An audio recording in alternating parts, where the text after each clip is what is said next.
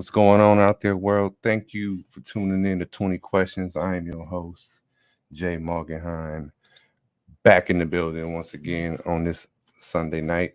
And tonight, got a special guest for the 20 Questions. Let me get my little introduction going.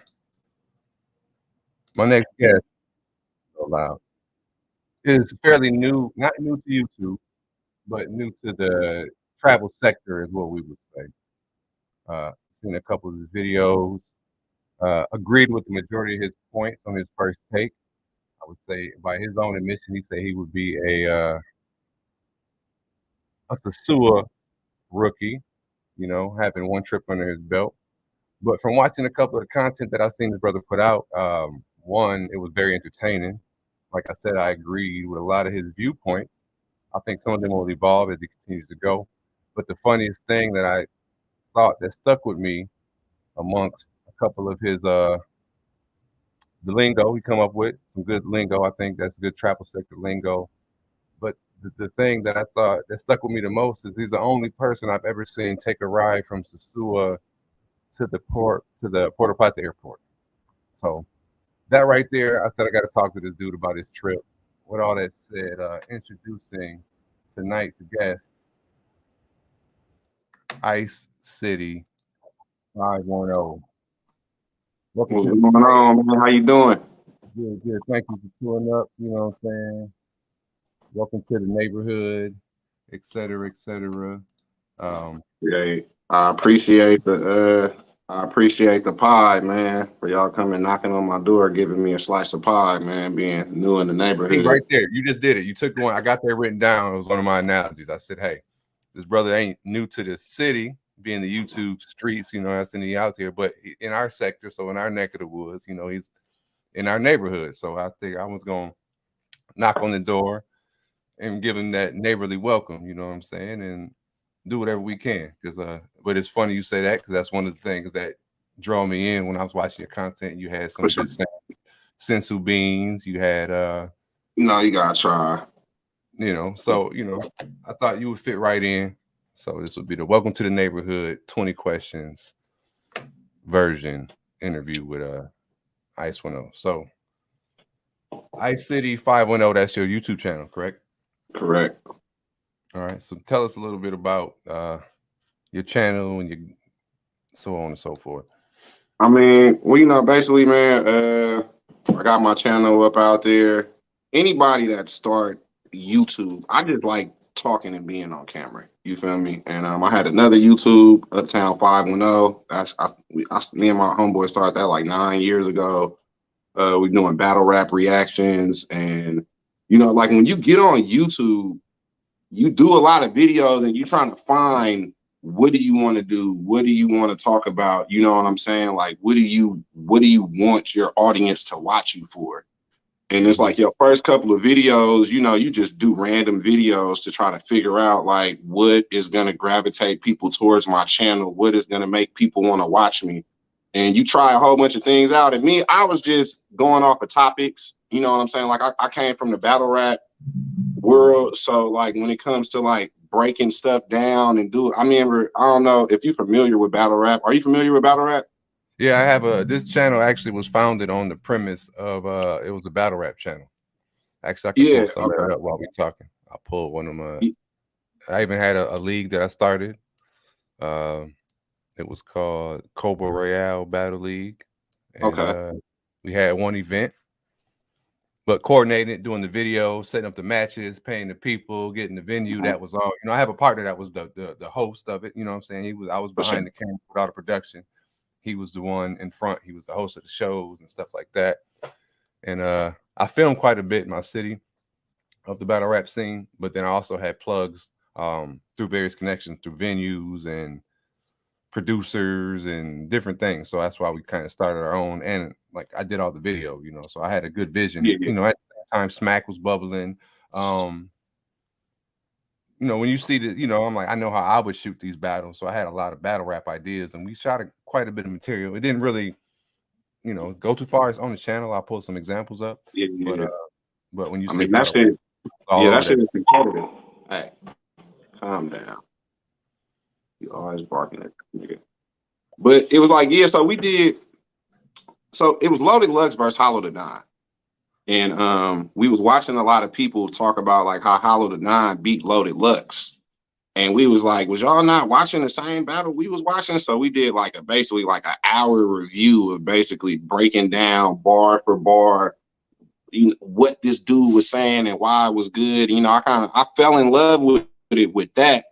But as it got older, like, battle rap, it's like the URL kind of taking over and all the other little leagues. It's like people don't really care about them no more. And then Smack got his own app now. So it's not nothing on YouTube.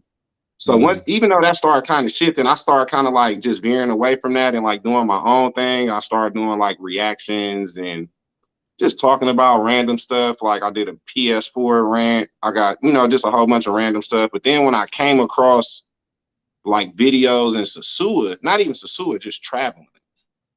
I was like, bro, I can do that. I was like, man, I can go, I can travel, I can tell people like where they should go, how they, you know what I'm saying? Just get experience.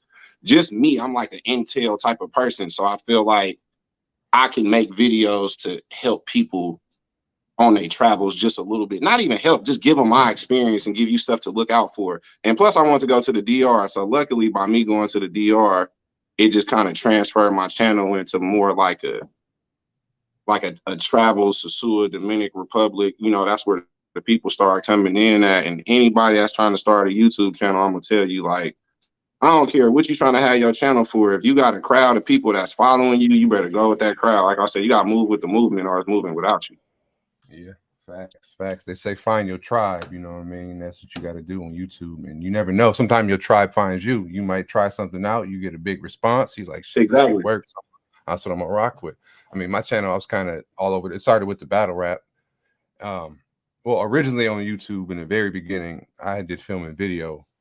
And by trade, that's what I went to school for. I wanted to be Hype Williams, and that transitioned into photography. Then I just get a lot of wedding photography jobs, videography, and then shoot some local videos and stuff like that even before YouTube. So when YouTube did come about, I was using that more as a container of my work, because if you didn't have a deck or you burn something to a DVD, I couldn't show you any samples of anything that I had. So when YouTube came out, it was you could upload your stuff, leave it unlisted, and then when you want to show somebody your stuff, you could send them a link or whatever. So that's kind of how the original YouTube got going. And then I coached basketball for kids, so then I would put some of the their material up there, highlight film, stuff like that. But then when the battle rap thing started, I was like, okay, this is a new, I'm definitely about the visuals. I had a couple, my homeboy, he was a rapper and his cousin was heavy in the battle rap scene here. So I was kind of their cameraman. I would go to the battles, record all the stuff behind the scenes. Shout out to Sonny Red. So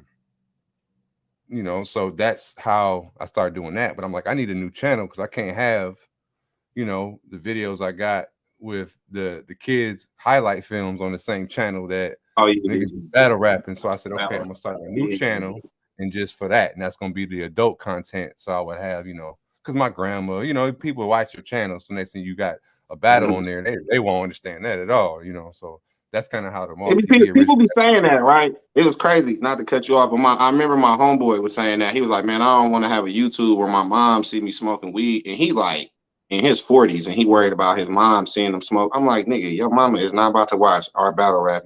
She's not about, there's no way if she see it, we did something right. Yeah, if it got to her. But you never know. It's like call it like,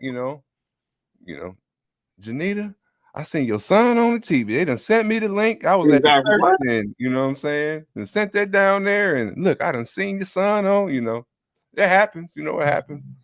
But that's why it was crazy. Because like you said, when I was doing my stuff, I did a Black Thought. You commented, you told me, Black Thought is in your top 10. So, when I did that reaction video, I'm doing it the same way I'm doing all my other videos. I don't know YouTube algorithm but somehow that video caught fire to where damn near got like 18K or like 20K. I got heck of subscribers from it. You know what I'm saying? And I remember one of my cousin's friends going, hey man, I seen you on YouTube. I was like, what? He's like, yeah, I seen your Black Thought reaction. I'm like, nigga, you seen that? And he was like, yeah, because he was like, I clicked on the icon And he was like, the mask that I used on the icon, he actually gave to my cousin. And I'm sitting in my room and I'm like, that'd be a cool mask to put as an icon because it looked like the mask from The Mask when Jim Carrey put it on. But it's like an African mask, you know what I'm saying? So I was like, well, with that mask, I'm gonna blow smoke out of it and take a picture and I'm gonna use that as my icon.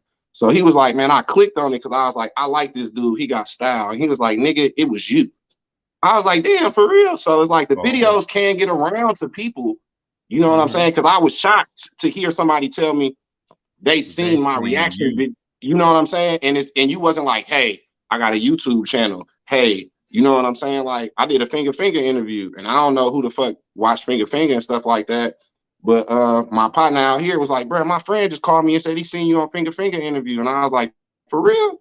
So it's just like it'd be cool to just hear it. You know what I'm saying? But you'd be shocked at the same time of how that shit goes around. You know, the world is small and it's lots of people. Everybody uses YouTube. See, let me see my channel. This is some of these old videos that I got, but these was all battle rap stuff in the bottom. Let's see what you got. So that's what I found it on there. So I mean, so I would do trailers. No, I'm saying when we battle, ain't no sense of flipping no corner. Ain't no sense of bullshitting. You must want to go first. When we battle, if you want to go first, then I'm gonna go first. It's like when your little cousin, when you've been gone, you come back, your little cousin now they getting whooping now. Yeah, like, and this how I knew Sonny thought that he could teach me something. Because the things he used to tell me, I used to say, Sonny, I'm the best. You heard that first battle? Sonny said, man, this guy in the game. Second battle, Sonny, you saw that shit on the bed, but you saw them niggas was coming at me, I wanted to punch him in the face. He said, bro, you just got in the game, you saying all that shit last battle, so everybody was taking their shots back. You gotta roll. I said, Sonny think he can teach me something, huh? So come outside, Sonny, let's go in the street.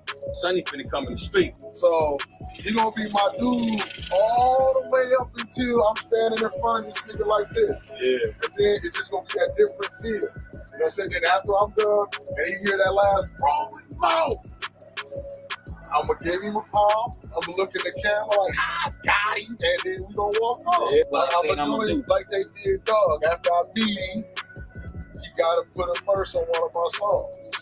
Got to. Crack too. And he got a bone the whole time we record. Good though. And this the fucked up thing is, you fucked around, got caught in the crossfire too, and you didn't know it. Man, I can't wait to see what you came over with. Well, I came over with some shit. I'm telling you.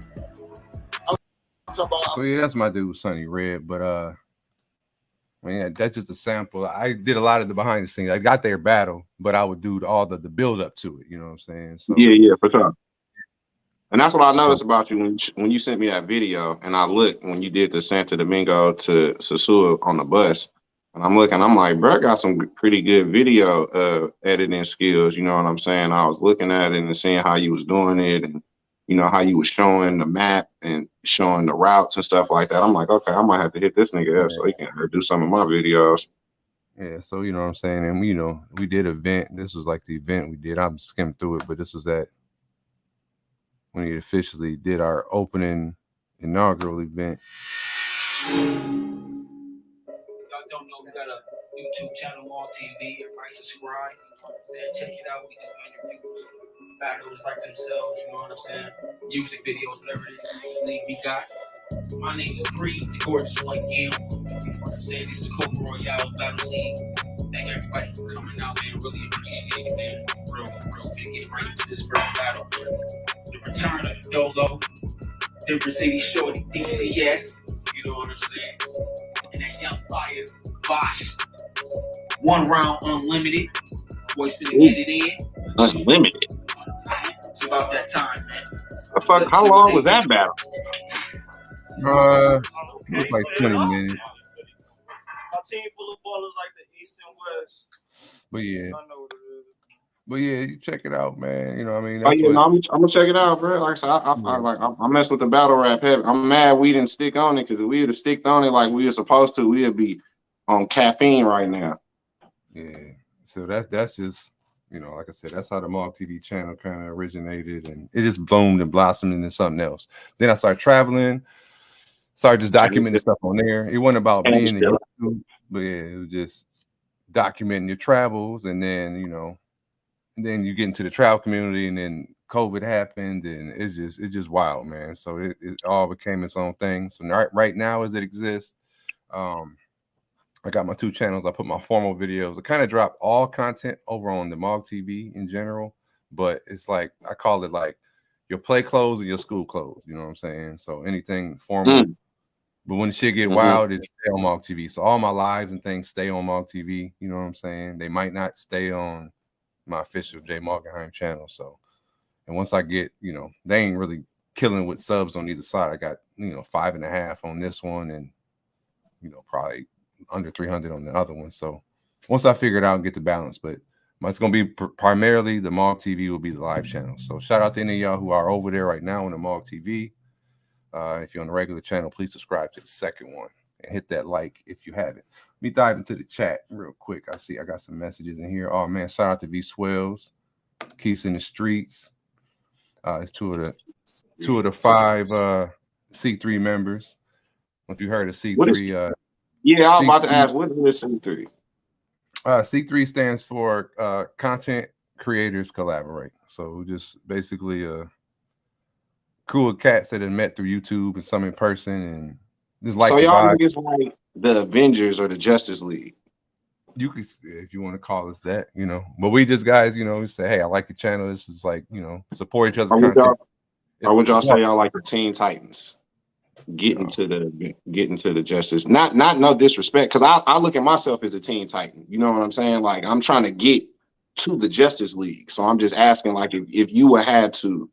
Like, I would say we're like the Wu-Tang of the travel videos. So we all independent, but come together as one. Just support each other's content fully, and we might say, hey, this will be dope if you did this, or just anything to build up. That's how it started. Started, with Keith's in the Streets is in the chat, and Rod Lewis and Backpack Val. I became the 4th member, but it was built on the premise that Keith had, that it's like, he really ambitious about building a YouTube channel. And he said, well, what if all the top creators collaborated with each other? You know what I'm saying? And cross promoted and things like that, and he said, hey, we can do the same thing and we can build our stuff. So, he took the lead. I joined the thing and came up with a name, and, so far so good. It ain't like a fraternity or nothing, but we try to hold each other forward, and everybody don't know, man. It take a team, man. Yeah, always take a team. Yeah, always take a team. More in the building. 2 lives in one night. Yeah, I'm just trying to do it. Shout out to Jay Moss. And I've seen some of these cats. See, that's the thing too. I think I don't know how I bumped into you on the algorithm. I just know at work. I seen your hashtag. Maybe one time you used hashtag like TMI. Maybe that's what did it, because we all in the same circle. But once I saw your video once, and I work at night, so you had a couple lives, and that's how I got on there. And I was like, it's kind of crazy how then you see some of the people in the chat that you see in the same circle. So YouTube gonna push everybody together. Tony Hernandez in the building. Jackson Jeter in the building. Very soon, Jackson. Very soon. But tonight, I'm not talking about my Susu experience. I'm gonna talk about the Susu experience through the eyes of my guests. I says, what's popping? So, how did you choose the Dominican Republic? You know what I'm saying? I heard you had been to Jamaica, but fast forward, stay. Like, you want to know the whole story or just like kind of short? Whatever you want to tell. We got all night. All right, so like I be telling everybody, bro. So this is a story. Look, I was in a relationship. I was playing basketball. I ruptured my Achilles heel. Then the chick that I was messing with, we went to like Foodie Land one weekend. She pushing me around on the wheelchair. I'm thinking like, all right, she gonna have to help me out. She ended up leaving me for this other dude. You feel me? Pulled up to him at my house and everything. My leg wrap. I don't even got my boot on for my leg yet. You know what I'm saying? So my leg was wrapped up. I was on crutches. I had to go outside and be like, bro, who is you pulling up to my house with the, I'm feeling like looking like a real sucker too. You know what I'm saying? Like crutches on, bootleg. I'm like, who are you? Hey man, this is my girl. Like, what's going on? So she ended up shaking with bruh after I messed my leg up. So I was by myself, like hurt, like dealing with heartache, and at the same time, I couldn't walk. You feel me? So it's just like all I can do was sit in the house and watch hella videos.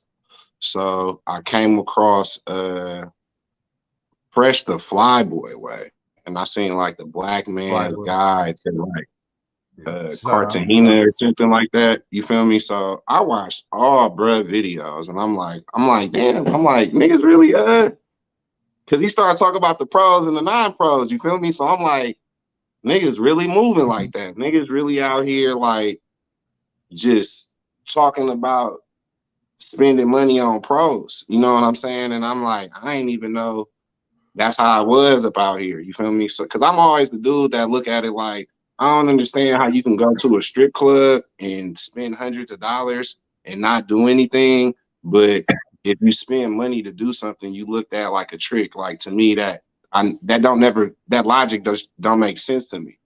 And it was like, but people will glorify throwing money at the strip club, but they won't glorify like, spending money on a woman, just to spend some time with her or whatever. So once I seen that, I was like, damn, I'm like, people doing that. And then it's like them type of females. So I started just watching more videos. And then I got to see Zoom to Thailand. My one partner told me, he was like, bro, you gotta watch Thailand though. Look at Thailand. I'm like, Thailand. So I started looking at the videos in Thailand, and I really like massages in Thailand. So I was like, man, I can get an hour massage for fucking like, I think it was like basically $3. I seen the dude video. He was like, man, I just got a 60-minute massage for $3. I'm like, nigga, I'm sold. I'm going. But I watched Zoom to Thailand video, and it's Richie Mack. If anybody watching this and y'all thinking about going to Thailand, please watch Zoom to Thailand. Like, bruh, hella cool. He's hella funny. He got dope videos. He give out good game. And I seen one of his videos, and he was like, are you between the ages of 35 and 45? Did you just get out of a relationship? Are you tired of the women in America? Yeah, I'm like, bruh, I'm looking around. Are you in the room with me? Talking to me. I'm like, man, so I'm watching him like, man, you need to get up out of America. And I'm looking like I got my passport. I've been to Jamaica. And I'm like, but I ain't really like it like that because I stayed at the resort. So I went outside, but it wasn't like staying at an Airbnb like how I was in Sasua. Like I was outside in Sasua. Like in Jamaica, I felt like I was in a really nice prison. So, and that's what the all-inclusive resorts was. And then all the people in the resort was like, you'll be like, how is it outside? They'll be like, oh no, it's dangerous. You don't want to do that. Yeah. Don't do that. You like, and it's like them niggas didn't want me to see how nice it was or something. No. You know what I'm saying? Because it's hoods everywhere, but it's all on how you move around. You feel me? Like, don't do nothing reckless. So like, I was watching bruh videos, and I'm like, I fuck with OG bruh. So I hit him up on Instagram. I'm like, look, bruh, my birthday coming up. I'm turning 35. I'm about to slide up. I'm thinking about going, where should I go, to Thailand or the Dominican Republic? Because I've seen the Sasua videos, and it's like, you see them Sasua videos, and it's like, it was either Sasua or Colombia or Thailand, you know what I'm saying? And I didn't feel like I wanted to go. Colombia just wasn't looking as good as Sasua was looking on YouTube at the time, like eye candy wise, you feel me? So honestly, Brad told me, he was like, you know what? You should go to the DR first. Check out the DR, get that out your system. Like, go do that and see how that is. And then come to Thailand. You feel me? So I was like, all right, that's what that nigga said do. He said, go to the DR. I was like, fuck it, I'm gonna go to the DR. So that's where I went. That's how I ended up getting to the DR. But it was just, watching hella videos, and I'm big on manifestation. So I tell people, like, I went in October. I planned that trip in January. And I'm telling my partners in January, like, bro, I'm going to DR for my birthday, bro. I don't know if I can go, man. I'm like, nigga. What dates were you down there? You was down there for Halloween? Or like what? Yeah, I was down there for Halloween. I got out there like on the 7th or the 8th of October. Okay. So and then You said what? We overlapped. I was down there during that time when you know what I'm saying? Like, I bet we Oh, were in, I definitely know we was in Sasua the same days. But that's what I was gonna, I wrote down, you did 27 days, your first trip. That was another unique thing when I watched your video. I said, damn, he went for his first trip for damn near a month. Like, you know, even I've been down there. That's the only place I've been in my passport book, right? So that's why I consider myself a DR expert. But my longest stint was 17, and I'm about to do like 12 weeks. But when you said your first trip, 27 days, how did you decide 27? You know what I'm saying, for your first trip to a country? Like, that's kind of like bold. Well, one, bro, it's a lot that go into it. One, I think a lot. I'm hella strategic on a whole bunch of shit I be doing. So, and like when I do stuff, I be gathering intel. So for one, I needed a vacation. So when I got out that relationship, and then in February, I went on like Valentine's Day. I hooked up with my ex from like 10 years ago, and we went to Reno. And I was like, all right, maybe me and her can kick it. You know what I'm saying? Let's see if we still can coexist around each other. First day we got out there, bro, it was all bad. It was like the worst Reno trip I've ever had. I done went to Reno with 3 different females before. Every time it was perfect. Had no problem, no arguments, no nothing. With her, we was arguing every single day. And I was just like, I don't even talk to her no more. You know, we was cool until we went out of town. We went out of town. I'm like, you crazy. Like, I don't even want to talk to you no more. So that was like what happened in February. So I was like, my next vacation is not until my birthday.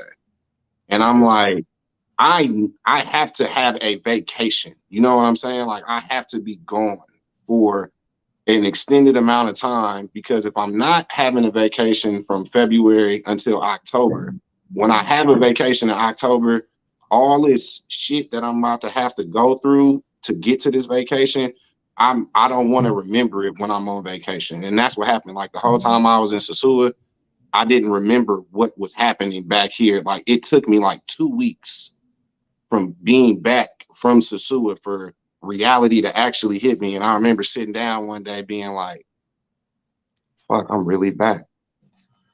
And I've been here. I've been doing, you know, I was making videos and a whole bunch of shit, but it really didn't hit me for like 2 weeks until I came back. Like, I hate this shit. Yeah, that was another thing. Like, I'm listening to your reaction video to you coming back home, and I'm like, he sound like me. I was thinking the same things. I remember leaving the plane, like all these things. I'm like, well, I think some of your perspectives would change if you choose to keep going, obviously. But I do remember one thing you said. You said, I think I might leave my dogs and get rid of my dogs to move out here. I think I might do that. And I just started dying. And then I was like, word. And then you said, except for my dog Smoke. I had him for a long time. That'll be tough. But I'm like, I'm really thinking about it. And I was like, I just remember like when I came back, you know, from the trips, you know, just thinking the same thing. Like I loved it, you know, just a lot of different reasons, but just like it just another universe, you know. Like I mean, I know you said Jamaica, but being inside the beautiful prison, you know, you didn't get the culture shock, I guess, you know what I'm saying? Especially going to a Spanish speaking country where everything is different. Like everything is different. Like, Yeah. I wrote down a question like, when was the first thing that wowed you when you got to the DR? When you was like, what the?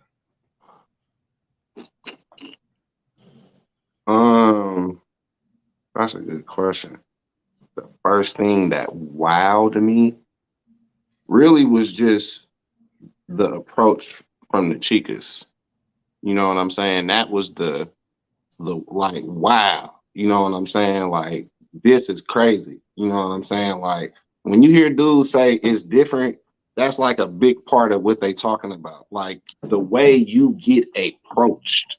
And you know why you getting approached, but it don't matter. You feel me? I'm like, it like I was telling my one dude, my one partner, I'm like, bro, nigga, imagine being treated like Chris Brown. You know what I'm saying? You're not used to being, you know, it's like you're famous and just overnight you Chris Brown. So when you walk outside, all the girls is like, ah, Chris Brown, ah, you know what I'm saying? You're not gonna be used to that in a couple of days. You're not gonna get used to that in a couple of days. You was just some regular. You was just some regular nigga. Like before you landed on your plane. Now you landed. Soon as you landed, you are Chris Brown now. You know what I'm saying to a lot of these girls, and it don't matter. Yeah, I And told you're myself, once you land, you are a B-list celebrity. for sure. For Even when you sure. walk down the thing, because everybody looking at you like, who's that? It's just crazy. It's just crazy. Yeah, it's crazy. So you know what I'm saying? That's for sure the one thing that wowed me, bro. Like you can't prepare, you can't be prepared for that.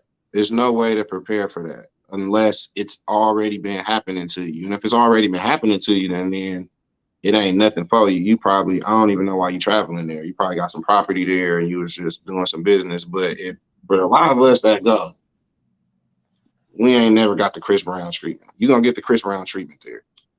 Yeah. I mean, my first trip was in Santo Domingo, and then I went to Sosua, like on the a part of that trip, for some videos I seen. I don't know if you ever watched Tailor Made Dreams videos. I mean, his been popping up. I've Yeah, seen a couple of them. he's like an OG in the sector. Far has been doing the travel videos, like a little older crowd, but he was one in the space a while back. But I watched some of his videos, and it was another guy, Chris Jogan. But they were all Chris's videos were more my speed, breaking a lot of shit down, but it was in Santo Domingo. So my first trip, I went to Santo Domingo. And my pops had been coming to the DR for a while. But I never knew it was like what it was when I got there. And I didn't get to Sosua till like I said, the back half of the first trip. So it was kind of like wow moment. So yeah. I mean, just in general. Was it like that in Santa? Is it like that in Santo Domingo? I mean, I know it's not as crazy as Sosua, but I mean, it's almost it is. It can be more lit if you especially you build a network up. You've been going down there. You know some people. There's a lot of Americans that live in there that live in Santo Domingo as well. I mean, I Sosua, highly recommend it. It's different. Sosua is like it's a small ass town, so it's like easy for yeah. everybody to see everybody. I call it So, the intro training level to the DR. Bloop, you go into Sosua, you can't lose. You can't lose in Sosua unless you just fucking up. You know what I'm saying? Yeah. Then you can, But I always have tried to go to another place. I mean, when I go now, I mean, basically in Puerto Plata, and I visit Sosua, but every trip that I go down, I try to see somewhere I haven't been. If it's way up in the Campo, if it's like a waterfall somewhere, and that's what my content reflects basically. I do got hella, footage and archives of all the, everything. But right now, the focus is I'm leaving that to the, I'm singing clean songs in my album right now, to get the ball rolling. But I got I got digging archives because I'm about to be going on a long trip. So I got to pump out some content and I got to go, I see what they like out there now. But, so let me see here. One of the things I seen you mention in one of your videos, you mentioned that it was kind of shocking to you that you was like amongst the youngest guys, younger of the younger crowd when you was walking around. For sure, you as well. I mean, like what did you expect when you were versus? You know what? I didn't really. You ain't thinking about that. You know what I'm saying? It's just you're expecting the usual as you go up out there, but once you get past that, that's another reason why I wanted to say why I stayed for so long, because it's like when I go to Vegas, I stay in Las Vegas for at least like 7 to 10 days every time I stay. Okay. And people, when I tell people that, they be like, "That's too long. I can't stay in Vegas that long." You feel me? Like I get burnt out, and I'm like, yeah. Because you trying to hit up every club, every casino, you trying to party, you trying to drink, you barely sleeping. Like if you do that, you're gonna get burned out in 2 or 3 days. I'm not doing that. Like me, I'm kicking it on Fremont Street. I'm in old Vegas. You know what I'm saying? I'm not gambling at the $20 tables on the strip like that. Like I don't even go to the strip. You know what I'm saying? So it's just like, but my first trip I went to Vegas, I was all up and down the strip. So it's just like that with Sosua. But I learned, when you go somewhere longer and you don't you don't just go for the thrill, you go for the experience, you get more out of it the next time you go. You know what I'm saying? Because you can keep going for a thrill. If I went for 3 days, you know what I'm saying? Or if I stayed for 4 days, I would have lost a whole bunch of money, and then I would have came back, and then I would have went again, and I still would have been like, okay, well, I can't do the same stuff I did last time, but that don't mean I ain't gonna do some other shit to lose some more money. So it's just like, I need to stay and figure out how can I budget myself off $100 or $50 a day doing what I want to do around here. You know what I'm saying? Like, but I got to start off. I had to start off with like 250, 200 a day. You know what I'm saying? So it's just like, I wanted to get that experience, and that's why I for sure wanted to go for that long. Yeah, and like in the thrill and experience thing, that makes sense too, because every experience probably gonna give you some type of a thrill, but every thrill ain't gonna be no new experience. You know what I'm saying? Exactly. Even if you're doing the same shit over and over, it's like, okay, that was cool, but like it, you know, it ain't building on. And everybody, I mean, some people only go there for the thrills, and no knock on that, but like I travel for the experience, you know. And that's what I'll be saying. But that was like answering the last question. What was the question you just asked me though? Oh, just, you know, being like, when you looked around, you mentioned it being younger in the crowd, like when you say you, Yeah. So like, a like lot I of older guys. said, so yeah, so it would have took a minute for me to remember that. So yeah, when I went there, that's not something I was looking for. But as I got there, you know, I'm walking around, and I'm looking like I'm like the youngest nigga up out here. You feel me? And then I'm like, damn, that shit crazy. Cause I was out there early October. And you know, a lot of people that went for the thrill, and they went for the week of Halloween. So the weeks before Halloween, it was like, it wasn't a lot of, it was starting to pick up. Each like Monday through Wednesday, it'll kind of be slow. Some nights, probably Wednesdays at Roombas, it was probably packed in that motherfucker. You feel me? So the people that I was kicking it with, I was kicking it with like older dudes. The dudes I was kicking it was like 60 plus years old. You know what I'm saying? Like, I'm 35. So these dudes is like half plus my age. You feel me? And all this stuff. And I meet them. I just be sitting in Roombas, and I see somebody talking to somebody, and I'm like, I'm new here. This is what I liked about it. I just walk up to a nigga and be like, hey, bro, I'm out here. This is my first time. I'm gonna be out here for basically a month. I'm by myself. I heard from you talking. I don't mean to interrupt in y'all conversation, but I heard y'all was talking and you was giving bruh some game. Like, is it something you can tell me for my first time being up out here? And then, you know, I just started talking. And from that, a lot of niggas just respect it. So like the first dude that I talked to, he walked me over to go kick it with his other partners. You know what I'm saying? So I'm like with a group of like, like I said, all these niggas like 60 plus. And I'm like, how did you hear about this? And they was like, my homeboy told me about it a while ago. He told me to come up out here. And then I was like, damn, for real? And then I talked to his other friend. I'm like, how did you hear about this place? My homeboy told me about it. None of these niggas never heard of these videos on YouTube, like how we watching. These is all, they been doing all this. And they telling me like, I've been doing it for 20 years, son. Bro, 10 years. 20, 15 years, Yeah, bro. I'm you be like, like, y'all been hiding all this game. Y'all been hiding all this game the whole time. I don't know if y'all telling y'all nephews, y'all grandsons, y'all sons, who y'all telling, who y'all done took, but they was for sure telling me all the thing. And like, they was fucking with me so tough. Like, some of them be like, I don't even know why I'm talking to you, telling you this. Like, I don't even like talking to people. I don't even talk to people up out here. I don't even like people out here. And they'll be like, yeah, I'm surprised that he was talking to you. They was like, but you hella cool. You know what I'm saying? I'm like, man, shit, bro, I'm just out here trying to figure some shit out, bro. You know what I'm saying? And I'm kicking it with these niggas like, they doing the same shit me and my partners doing. Like, same thing like you was just doing in your life. You know what I'm saying? With other bro, they arguing about sports. Chicas they didn't smash, talking about how they'll fight each other and beat each other ass. They had karaoke on what's that shit called? Fat Jesse's on Thursdays and Fridays. Them niggas over here doing karaoke. They got me to do karaoke. I did Kanye West Gold Digger. You feel me? So I'm up there. I was like, man, I'll be doing karaoke on Mondays out here in Oakland at the complex. They was like, what, for real? You said what happened? You ain't record no video of it? I do it on my Instagram now. Okay. Yeah, I got it on my Instagram. So you know what I'm saying? My Instagram, ICECITY510, it's on my highlights. But you know, so I'm kicking it with them.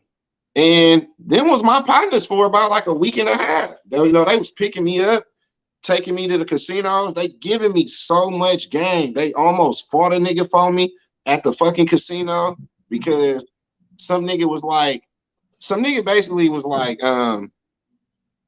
if I would have knew you was a new nigga up out here, bro, and it was your first time up out here, I would have been got you already. Like I would have been robbed you. And like I was feel what the American said that or Dominican?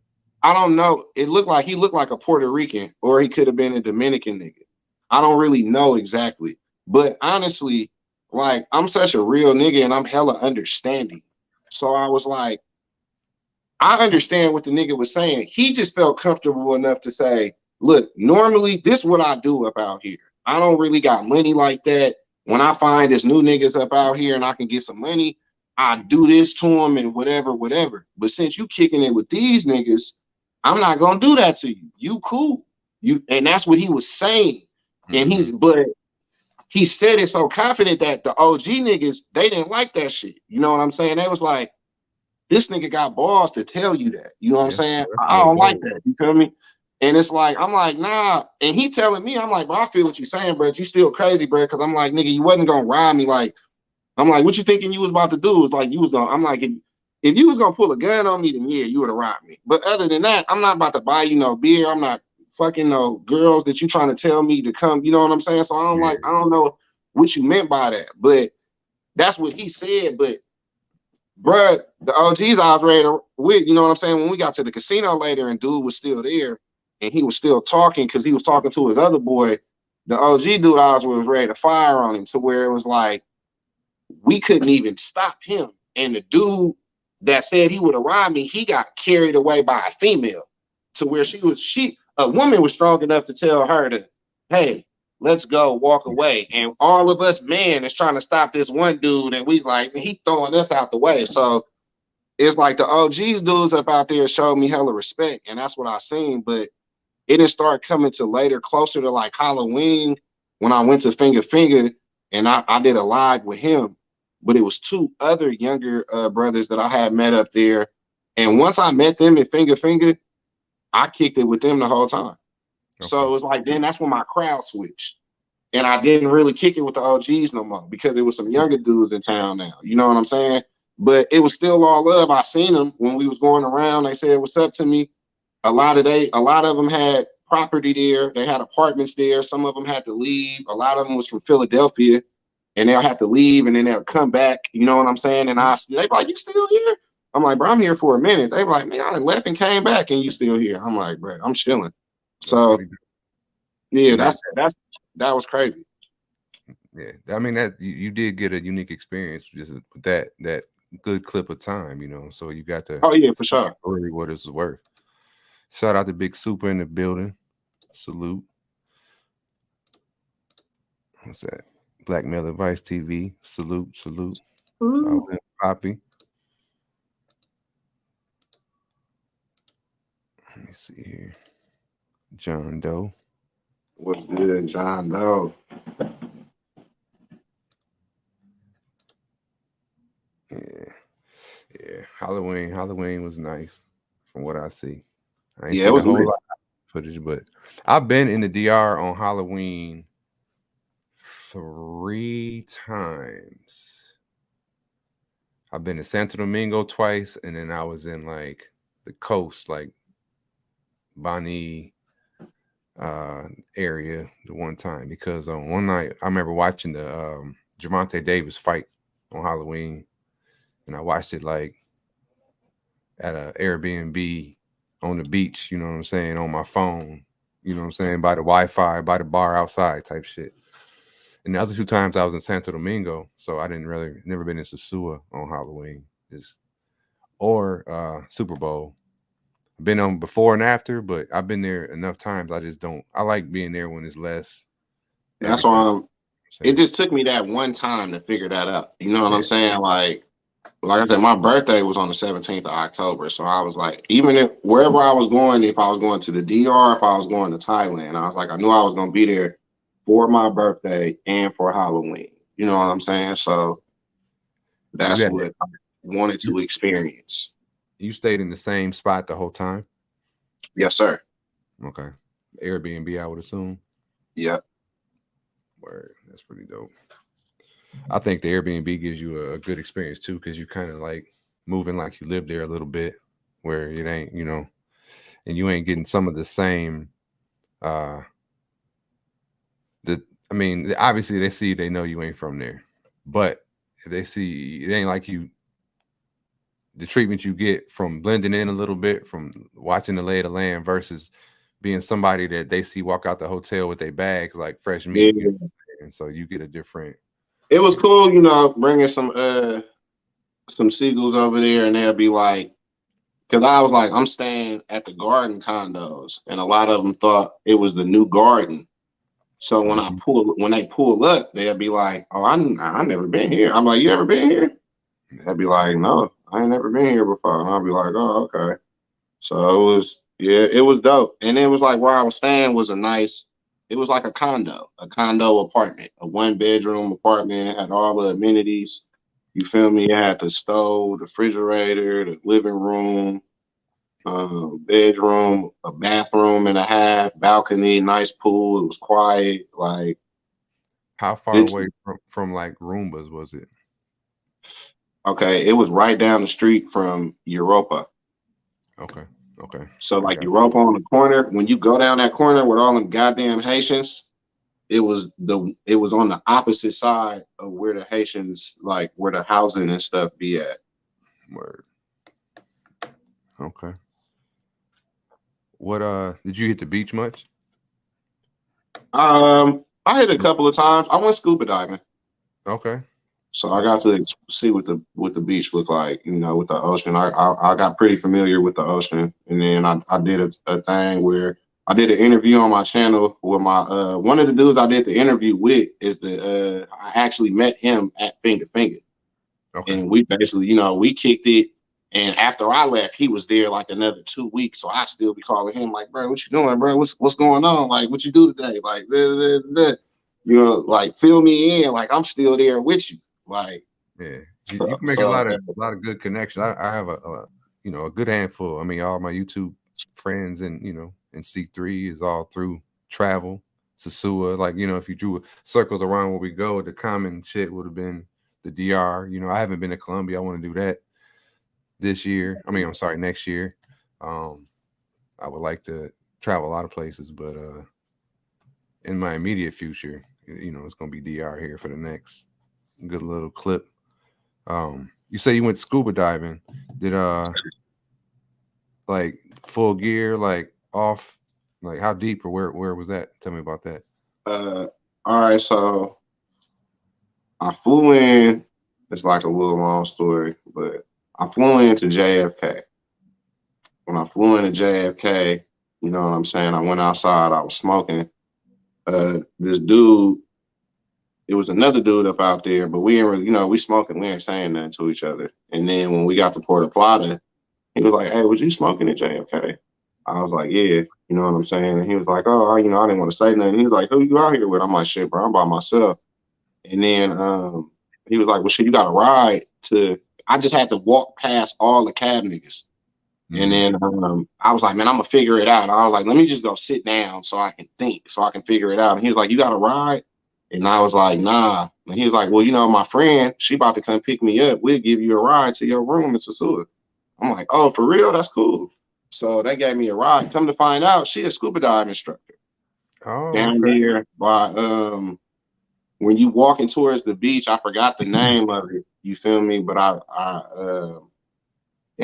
wish I knew the name. You know what I'm saying? But I gotta look that shit up now because I feel like people should go do it because it's hella dope. Because I'm talking about it, and I want at least if it's 1 or 2 people that go there because of that, because of this video to go, get them some business.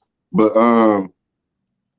she was like, "Yeah, I'm a scuba dive instructor." Basically, they gave me a ride and shit. And she was like, was a Dominican or was she? She was, I don't know if she was half Dominican or Mexican, but she had a husband that was Dominican that stayed in the DR. And Okay. her and the dude, they was all from Massachusetts. You know what I'm saying? So that's how they knew each other. And they was out there visiting her, but she was a scuba dive instructor. So when she was like, normally it costs this much, but if you come, I only charge you this much. And I was like, all right. And she asked me to do it on my birthday, and I didn't do it. And then I actually thought about it, and I was like, you know what? That actually sounds dope. And I want to say I came out here and I at least did something instead of just, walking around Sasua, kicking and eating and chilling and shit.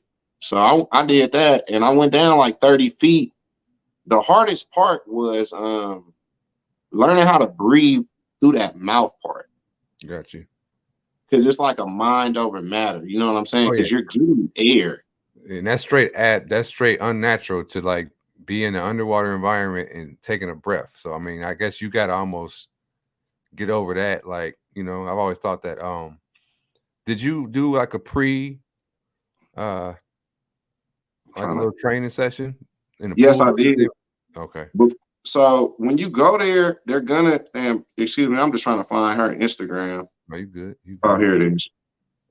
When you go there, they're going to give you a briefing on like how the equipment work and stuff like that. Just like, hey, basically when you want to go down, you exhale. And then when you go up, you breathe in. They's like it's just basic science and shit like that. If you get water in your mask, you know what I'm saying? Just hold your head and then put your thing back, and then you blow with your nose.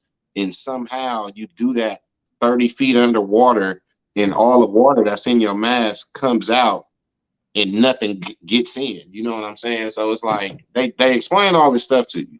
And then you go put the equipment on and you go to the beach, and she basically is going to be like, just put your face in the water and try to breathe. You know what I'm saying? And you're going to do that, and it's going to mess you up. You know what I'm saying? You're going to be like, and you got to you can be like, I can go. You saying that.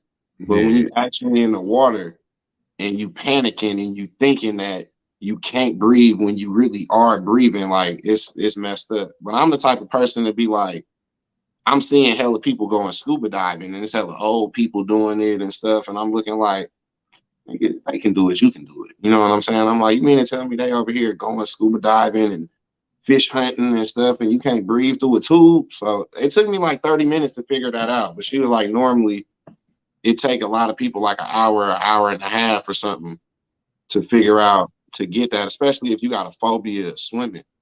But once you get that little part about it, even if you're doing that in 5 feet, it's the same thing as doing it in 30 feet. So like it was cool. The water was hella warm. Like the sun was beaming through the water. It's hella clear. So I completely saw like everything. Like it was like clear. It's like clear because the water out here is like a creek. The ocean is so dirty. It smells nasty. You know what I'm saying? Like people don't really swim in it. Like it's just nasty out here in the Bay Area. You feel me? So to go through that was like a whole experience that I had to do for the price that I paid. Yeah. Was you afraid that you go see a shark or anything? No, I just asked. I'm like, is there sharks out here? And they was like, no. And I was just like, all right. Y'all said it's not. You know what I'm saying? Like y'all would know better than me. Like Yeah. I'm not about to question you.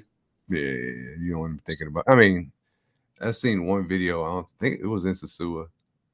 I know it was in the DR. I thought it was in Sasua where like Shark. like a tide that shark had been in. It was like a juvenile shark, but it was abnormal because of something happened with the water temperature and the currents was slightly off, so it had fucked up the migration. It was very abnormal that the shark did. But the Dominicans, man, they got that boy up out the water, dog. Like with the little speed, not the speed boats, but like the little boats you see on the beach where they be shuttling you out to the yachts or whatnot.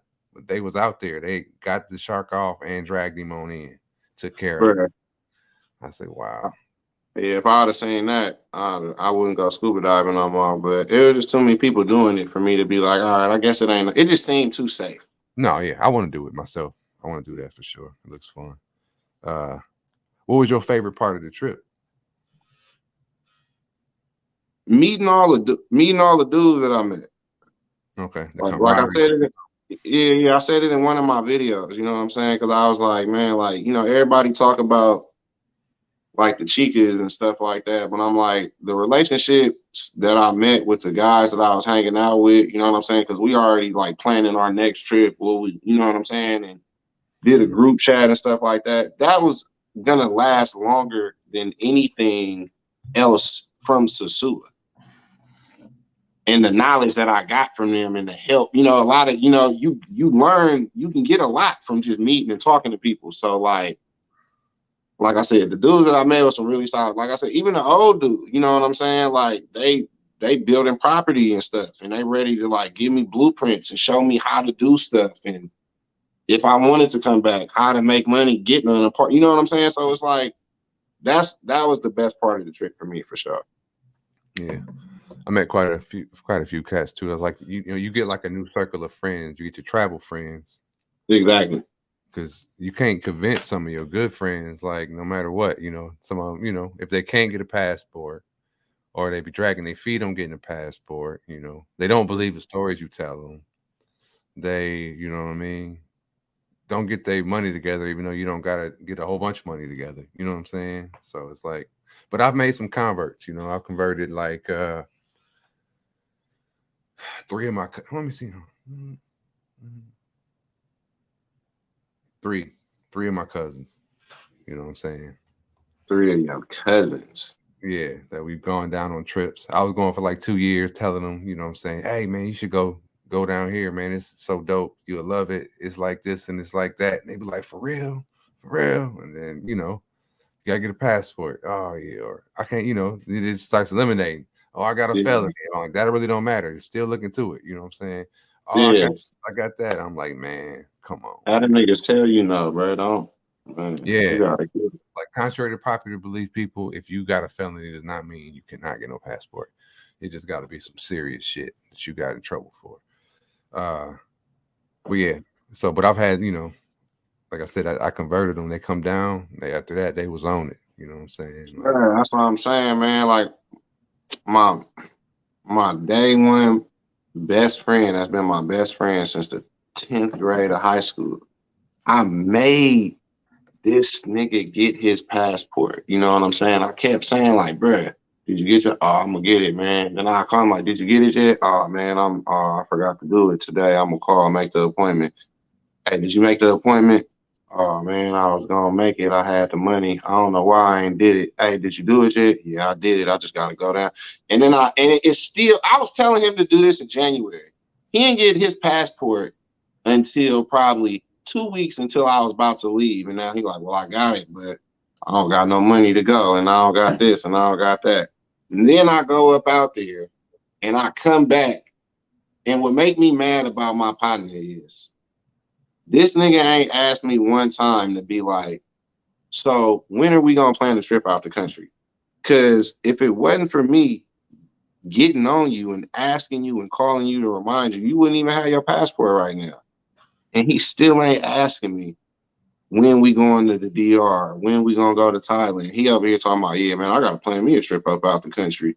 Or I gotta pop my cherry and go somewhere. I just want to go somewhere. And I just be like, bro, it'd be crazy. It'd be crazy how, like, you know, you even get people to think about going and then they don't want to give you any credit or even go with you. yeah. That'd be the crazy part too. And it's just be like, it'd be hard because sometimes people like be sounding like they be salty, but it's like a lot of times I don't be salty. It's just I be remembering stuff. And it's just be like, I just want all my friends to experience what I experienced. You know what I'm saying? Yep. I've had the same thing where that was the source of my frustration. It was like, dog, it's like you went over the hill and you just seen some shit that I can't explain to y'all, but it's over there. And they be like, man, and then you be like, man, y'all just don't get it. And they be like, man, you tripping, or man, you bopped out, or whatever. I'm like, bro, then they do go. Like I got my cousins in my videos. He I'm trying to think, this is his third trip, second trip, but for sure the second trip.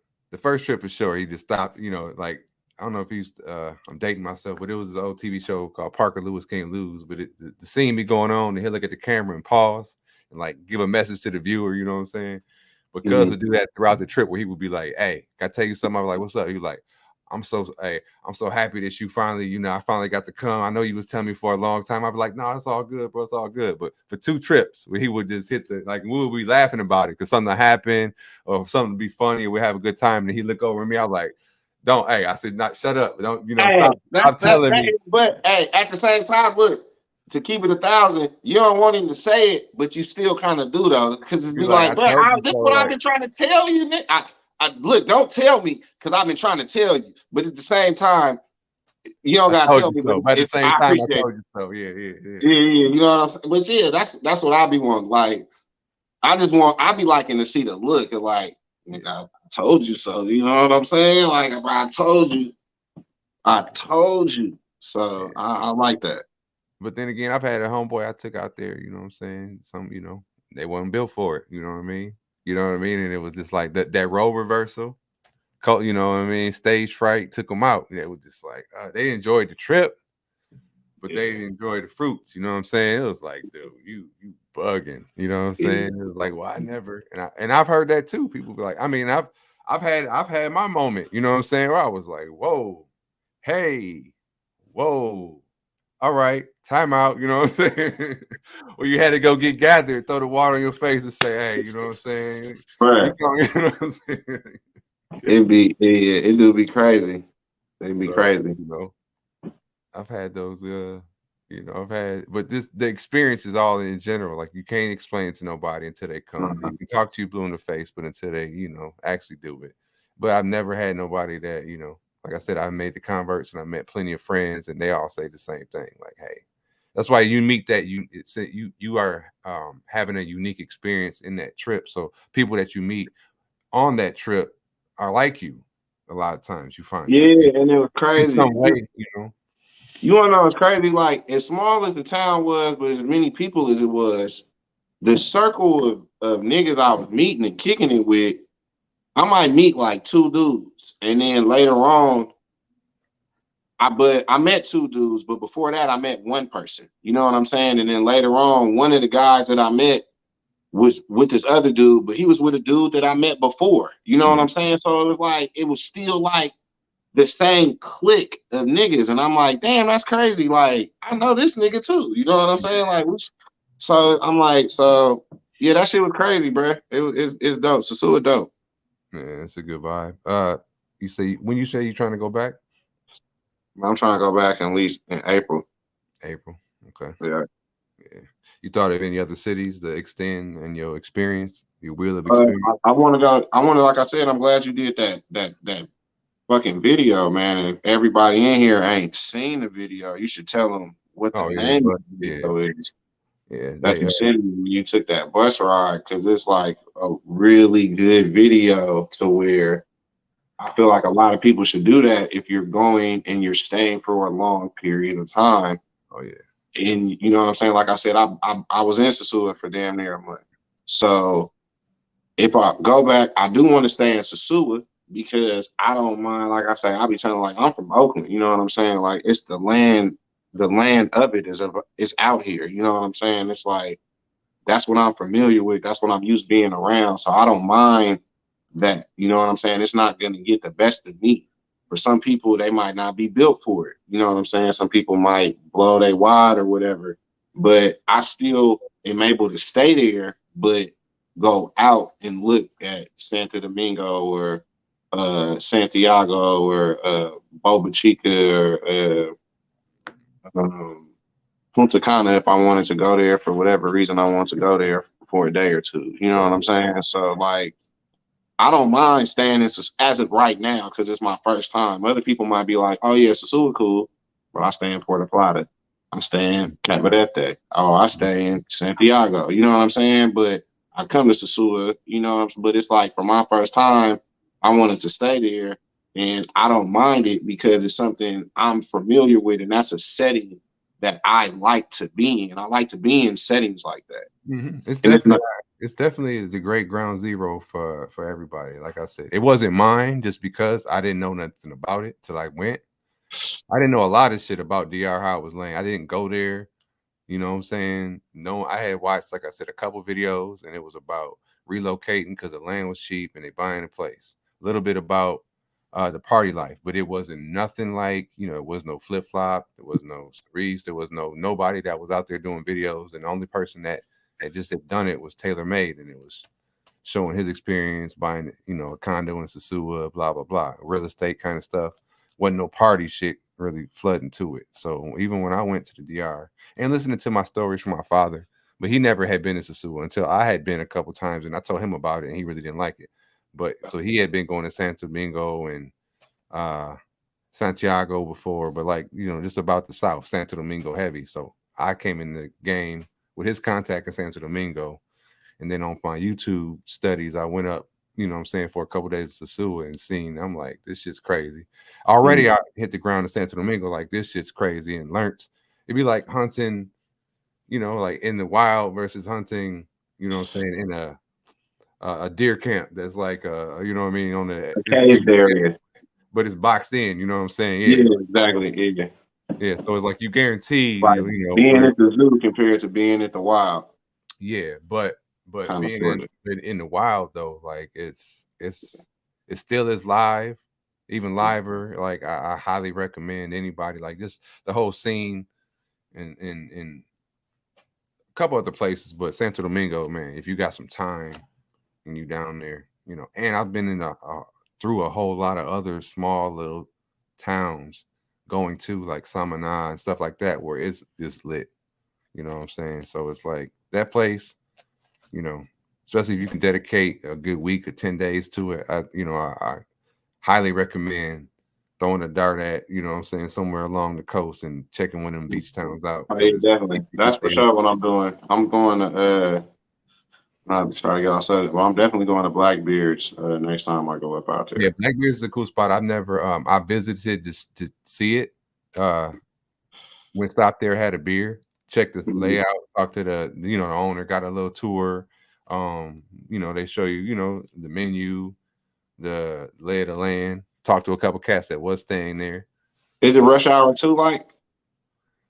I can't even remember rush hour 2, but it would be like, Oh, you know what I'm saying? um, When they went to the spot where him and yeah, they went it to the was little it wasn't like, massage spot. no, it was more like a nice ass hotel. They have a pool, like I want to say a pool, like a little Too, like? jacuzzi spot, you know what I mean? Nice little layout, bar, all that, how a nice big hotel would be, but it's just like on-site everything, you know what I mean? Like you staying But there. you know the scene I'm talking about in rush hour too, right? When I went to the No, massage spot. let me see, I can pull it up if it's a famous one. So how would I put tag rush hour 2? Rush hour 2 massage scene. That's all you gotta say. Massage parlor fight, they had a fight in there, right? Yeah. But it ain't the fight part. That's the part where they went in and Yeah, they just entered. okay. Before they fought. Okay. I'm looking at it. Let me see here. You do the little share. Yeah, it'd be hard. Like I said, I'm 35, so it's like a lot of movies. It'd be just sticking going off a lot of movies and stuff. No, let me see. I can already see how they was laid out, how they got the robes and shit. I don't think it was like that. Ever been to America? Oh no. How's your girl? It's like What's wrong? That's Rookie 10.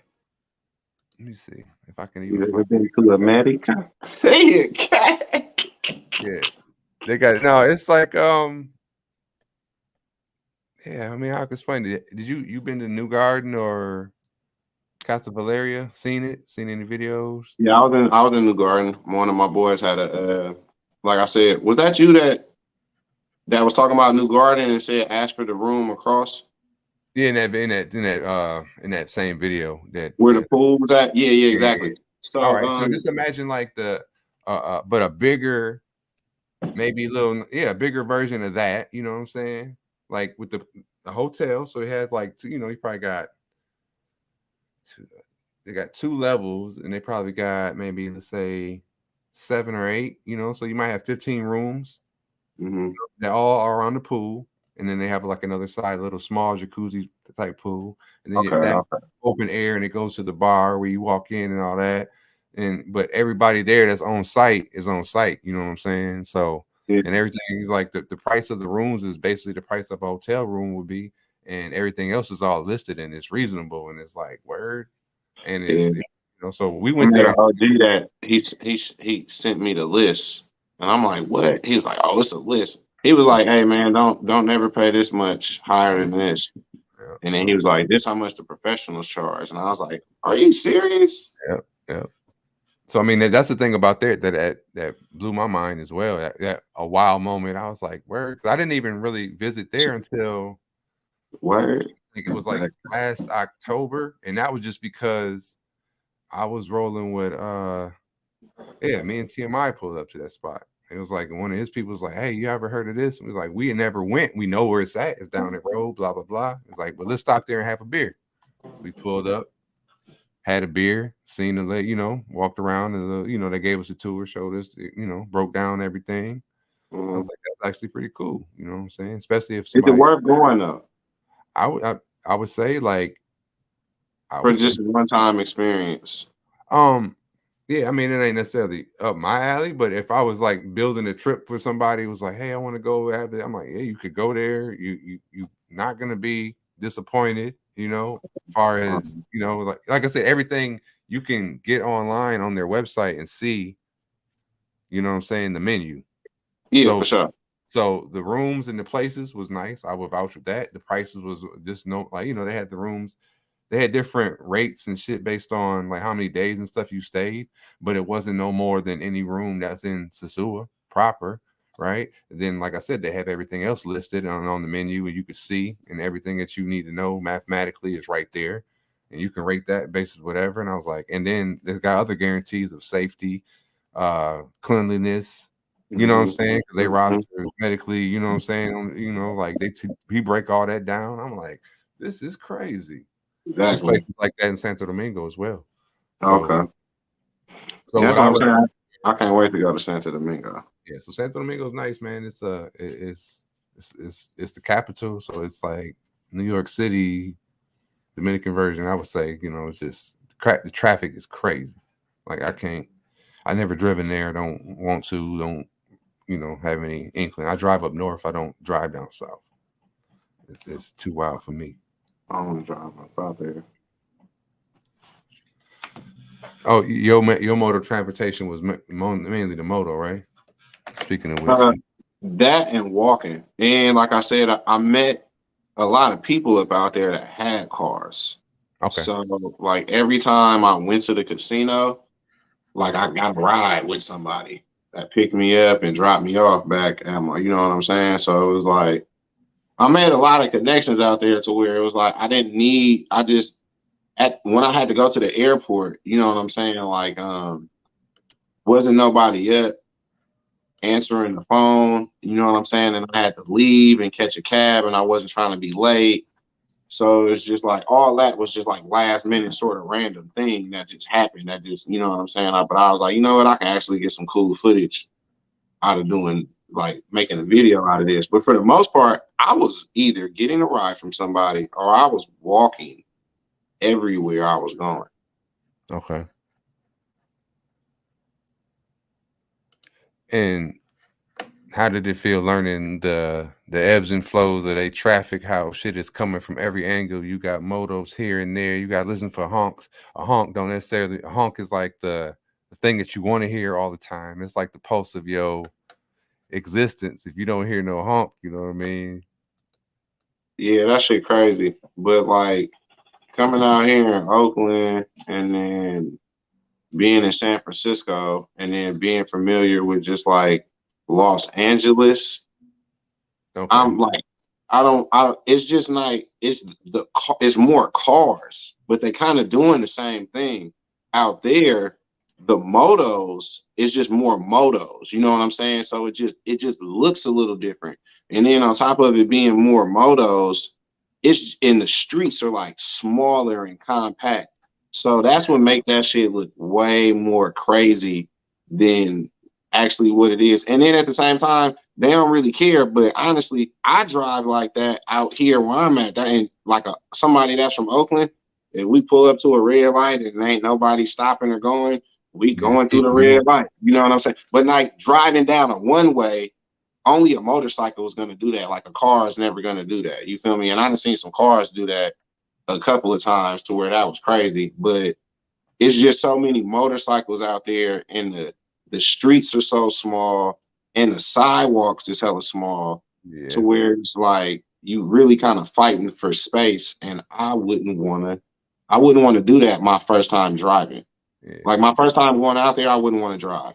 Yeah. No, I highly recommend it. Many people are like, hey, I wouldn't do it. Not the first time. So you can at least it's see very possible. You can sure. do it. You can. But I just at least, cause I've had people tell me like, hey, I get this, I'm gonna drive from whatever to whatever. I'm like, bro, no, you're not. You're not definitely not gonna drive from Santo Domingo to whatever. Oh, it's just a couple hours. I'm like, dog, trust me. When I was watching this video of yours, when I saw like the part I was skimming through at work originally, but when I seen first, I'm thinking originally like how you get dropped off on a bus at the bus stop, they ride you from there to Sosua. People do that all the time. But when I was watching the wall, I said, this wall is on the wrong side of the road to be going into Sosua. And I said, this nigga, where is he? I'm like, he leaving. I'm like, okay, he going to the Caribe tours. Cause you got to ride right past the where is he? And I said, once you got down through here, I said, oh man, I said, he going back with it. I said, oh man, he going to the airport? This is crazy as hell. I was like, dog, you OG for that. Bro, it was so random. Like I said, one of the OGs that I met that showed me the Blackbeard, the menu. You know what I'm saying? It was giving me like a whole bunch of game on stuff. He was like, if you want a cab, don't get the ones in front of Roombas. Go walk up this street and walk across the street. And he was like, if you go across the street, it's a whole bunch of cabs over there. That's right. Those guys. You said what? That's by the jail. That's the taxi stand. Yeah, you know what I'm saying? Not the taxi stand in front of the Roombas though. Like the No. Up the street and across. I don't know really. I don't call know that the Caro Publico, because they'll put like 8 people in them cars. Yeah. You know, but you can tell them, yo, I want to ride by myself, and I want to, you know, they'd be like, they try to get 1,000, you'd be like, oh, I give you 6, 5, and then they'd be like, okay, you'll settle at 7, because that's exactly. So I walked over there and I was like, hey, I want to go to the airport. How much? I was like, man, I got 500 pesos to go to the airport. Dude was like 600. I'm like, I ain't about to argue over 100. I was like, cool. I'm like, come on, man, my room over here. And he was like, nah, we can't go down there. And I don't know if it's like a law or they got some invisible contract to where they can't go down by where the other taxis is, and they taking their business. So you got to come up to them. So they couldn't give me a ride to my Airbnb. So I was like, I got to bring my luggage here. And they was like, yeah. And I'm like, I'm like, man, it's hella hot outside. You know what I'm saying? I'm like, I got a backpack. I got a bag with rollers. You know what I'm saying? I got a little thing over my shoulder. I'm like, I'll be able to walk here. I'm trying to calculate the time. Like, it's a regular 5-minute walk. I'm like, bro, with this heat and me carrying all this stuff, it's probably going to take me like 10 to 13 minutes to walk here. And I'm like, all right, fuck it. So I started leaving. Probably get like a block up the street. This dude was like, you know, the motorcycle dudes was just going crazy because they knew. Yeah, they knew. You feel me? And I'm like, and it's just so hot. So they was like, hey, man. And I didn't seen 4 people on a moto before. Oh, yeah. I done seen the whole family on the moto on the highway. Probably with a dog. I done seen like 3 people, 4 people with a dog on a moto. I'm like, bro, this is crazy. I've seen a moto on a moto, literally. Like they was taking one to the shop. I've seen, I swear to God, I've seen a refrigerator on a moto. I've seen, you know, all types of like the whole family on a moto, you know. Right. Crazy. It was crazy, bro. So dude was like, "Come on, man, get on the moto." And then you know what I'm saying. And I was like, "Man, I'm about to go to the taxi." He was like, "I'll give you a ride to the taxi." And he was like, "You can put your luggage on the back of the moto." And I was like, I thought about it and I was like, well, I have seen hella people on there. And one of my things was like, I don't want to be directly behind another man holding his waist or whatever. So That's I the was like, if I got my bag in front of me separating us, that's not that bad. So I was like, I might can do this. So I was like, all right, I put the bag up on there. And then I was like, then he started going and he was like, he kept saying, I'm gonna give you a ride up the thing. I was like, I want to go to the taxi. He's like, all right. Then we probably like got to like Pedro Casante, and then he was like, Ed Porto or whatever. And then I was like, what? And he was like, I'm gonna just take you all the way. And then I felt myself and how comfortable I was, and I was like, all right, you know, man, fuck it. You know what I'm saying? Just take me there. And then I thought, I was like, you know what, this would be a good time to get some footage. And like, even if you see on the footage, just dudes ride by on their bikes looking, being like, is he recording? I'm like, yeah, I'm on the back of a bike. Like, what do you think? man, What do they you be think on the I'm back trying of to the show bike. people? They be on the back of the bike doing everything. I done Yeah, seen like girls running, you know, they boyfriends riding, they feeding them, rolling down the, you know what I'm saying? I got all this on video. They all be on their phone, you know what I'm saying, in the middle, on the motos with flip flops on. I'm like, man, they the bro, illest in the DR. it's crazy, bro. I So love it, you know what I'm but saying?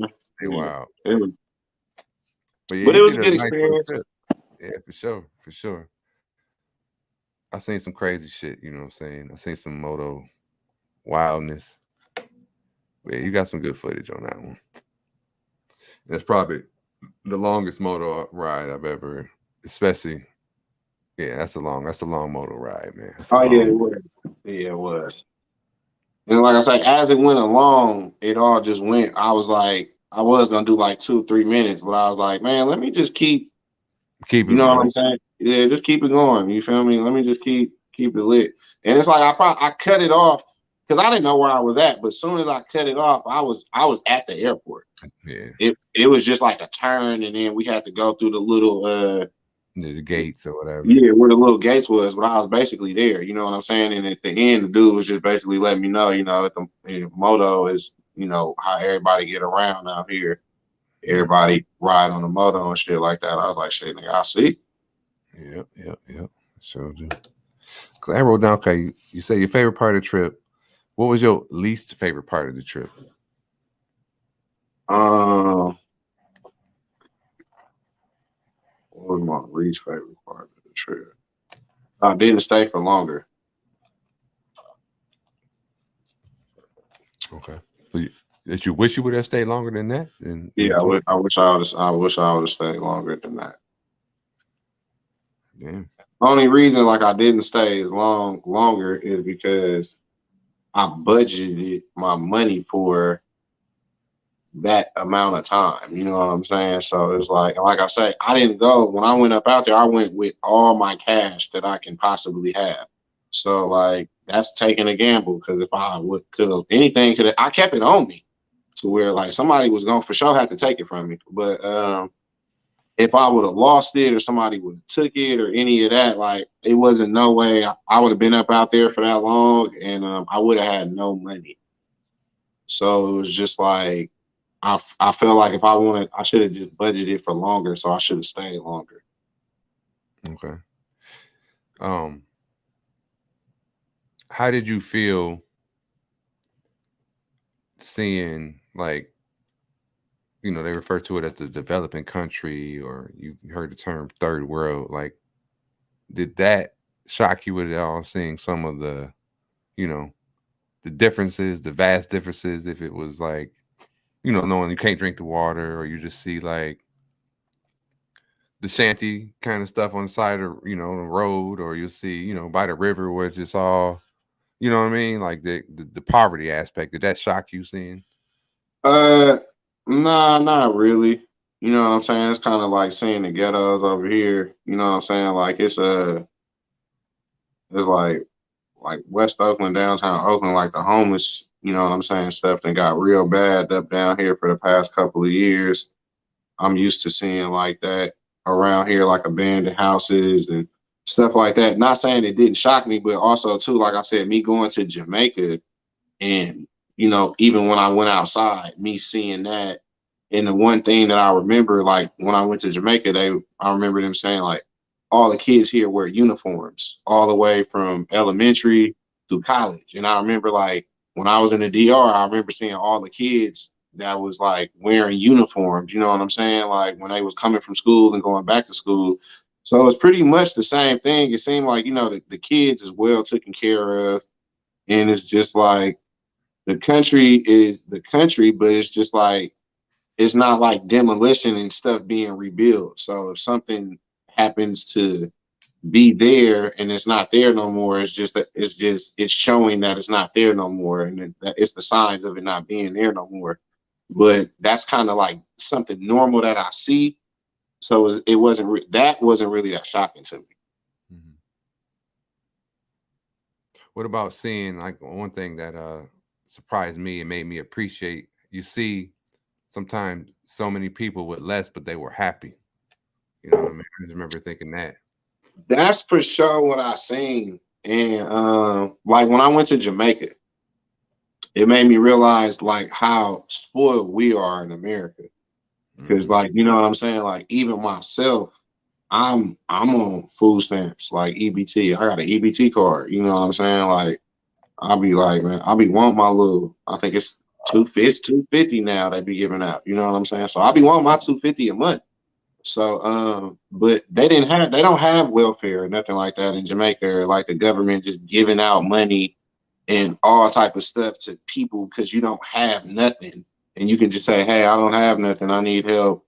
Help me. And they'd be like, oh, okay, here go a little bit of something. You know what I'm saying? But so those people really be out there hustling for what they need or what they want. You know what I'm saying? It's, you know, if you lazy, you ain't gonna get nothing. No, definitely. You know what I'm saying? So it's just like they really be out there hustling for their money. You know what I'm saying? So that's one thing I for sure really respect about any like country, to where it's like being up out here just let us know just how the privilege we have being in America. Why everybody think why America is actually really great. Like there's nothing wrong with America. You know what I'm saying?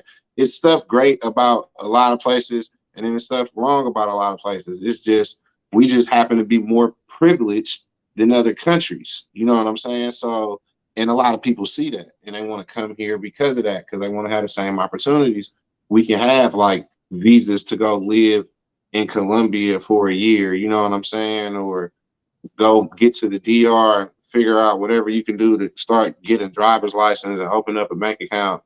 Shout out to my dude Harry the Loke for, you know, saying all that in the chat the other night. But it's so much more we can do in other countries than other countries can do up and out here. Definitely. So that's an opportunity that we got. But like, because they don't have that, they work so much harder than we do in a lot of aspects. That's what I seen when I was being up out there, seeing all them Haitians, all the Haitians speak like 3 to 4, 5, 6 languages. Yeah, you know, like wow, you know, like that's, you know what I mean? Like, yeah, you can say what you want about, yeah, y'all gang. No, hey, That's crazy, bro. Know how to build anything, speak 3 languages minimum. Like, come out like they default setting got 3 languages on it. You know what I'm saying? Well, like, I'm like, nigga, I'm trying to speak to. Yeah, for sure. How much Spanish have you been working on since you got back? 0, bro. It's been hard. Like it's crazy because I had like a super tough like dedication to get to the DR. You know what I'm saying? And then since I've been there and I came back, it took me a while to like settle back in and get back to where I was mentally to try to get that stride to get back to where I want to be. You know what I'm saying? So it's like, you know, if you was going to the gym for like a month straight and then you took like a 2 or 3 week break off, and then you're trying to get back to eating right. You know what I'm saying? You like, but I done got so used to eating chicken and, you know what I'm saying? What the fuck, Raising Canes and You know what I'm saying? And fried Yuca, chicken. yeah. Yeah, I mean, all that shit. It's gonna be hard, even for the workout part. To get back to the workout part, to get a little into it, I gotta start eating right, and that's working on my Spanish. And I ain't even got back to that yet. did you when you was over there? Did you eat mostly like takeout stuff, or did you eat some local food? Roll with their I diet? ate, I ate at room. Well, the first time I was, a lot of for one, I have to shout out to Flip Flop, Mr. Motherfucking Flip Flop, bro. Like Flip Flop, I tell you, I was damn near up there almost every other day at Flip Flop, bro. Okay. Like, and what I liked about his shit was he had the Monday is this, Tuesday is this, Yep. Wednesday is this. But you know what I'm saying? Thursday. And I wanted to try. Once I went and I tried the food, I'm like, okay, that's pretty cool. Let me try to go for the Taco Tuesday. I got the tacos and you know what I'm saying, and a drink or something, probably for like, I don't know if it was 200 or 300 pesos or something. I can't really remember, but I'm like, okay, that seemed like a reasonable price. Yo, shout out to my nigga Harry the Low. But that shit was hella good, and then the fried rice was hella good. So it's like I went there a lot because I Okay. really enjoyed the food. And then I had to go to Finger spot one time because it's Finger, you know what I'm saying? And it's like I've been watching his videos, and he one of the reasons why I'm up out here. So I've been hearing him talk about oxtails. So I had to try his oxtails. And it's Oxtails was cool. hella good. Yeah, and it's cool to see the people you've been watching too.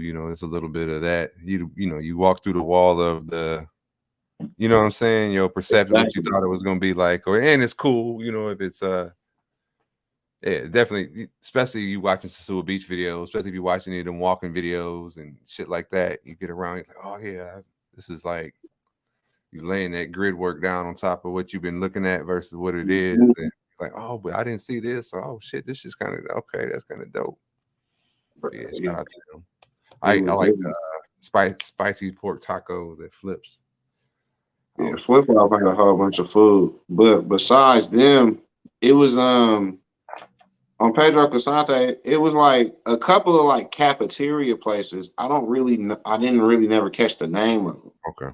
but like one of them was like right across from Europa, like just walking down Pedro Casante on the same side to the right, and then like when you look, they'll have like chicken and rice and like spaghetti and all this stuff, and it'd be like 300 pesos Mm-hmm. for like, you know what I'm saying, for like a whole big ass meal or all that with a salad or something. So once I started seeing that, at the first couple of days I was out there, I was like, that shit look good. But the longer I got up out there, that's why I say I'll be staying up out for as long as I want to. Because of course, if I would have stayed up out there for 4 days, I would have only ate at the places I seen on YouTube. You know what I'm saying? Like it take longer for me to see. Let me try this other shit. And actually, it got to the point to where I go buy a plate from them and get to Roombas hella early before the security guards get there and try to like hold your food. And I just go sit at the bar and order a drink because the waiter, she don't care that I got some food. And once she bring me a drink and it I know starts it getting costs late, something there, yeah. yeah, I'm eating my food out there. You know what I'm saying? And they don't know if I got it in there, if it's to go or whatever. And I'm just like, I'm literally just sitting here with a drink, but I'm not about to pay y'all 3 times the money or 2 times the money than I just paid for this meal. You know what I'm saying? So that's all I got from staying up out there longer. Yeah, and you get to see walk past the same spots, and you're like, okay, I fuck with them. Mm-hmm. Or, they, and two, like some people jump right on top of it, eating like where the locals eat. I do that, At first, you might have that, like, damn, is they washing their hands? Is this, or you see some of the street food, but then if it's hot and it's fried, I'll Hey, try it. You know what I I'm mean? that nigga that's like, I want the chef to not have on no gloves making my burger. I want, you know what I'm saying? Like I stay right. It's where I stay at. It's Giant Burger Quarter Pounder is like a popular, like a burger stand that's it's like you know what I'm saying around in Oakland, but it's not around no more because after a while, you know what I'm saying. Like after gentrification and stuff like that, and then got turned into other stuff, or the franchise got bought out. But I remember going up there and seeing them dudes made the burgers. You know what I'm saying? It Yeah. was some of the best hamburgers I can get. And niggas didn't believe it. They'd just turn on the water and do this with their hands with the water, and that was it. You know what I'm saying? Yeah. It wasn't no washing no hands or whatever. I'm like, bruh, and the burger it takes. So I'm one of them dudes that want that. I look like, what? Who making it? How they making it? Oh, they don't got no. Oh yeah, it's good. All right, it's about. Yeah. It better taste good. That's Like all right, I'm saying. right across from the all right, so let's say you walk out of Roomba's, right? Like you walking out and the taxi stand is to your right. Uh-huh. Okay.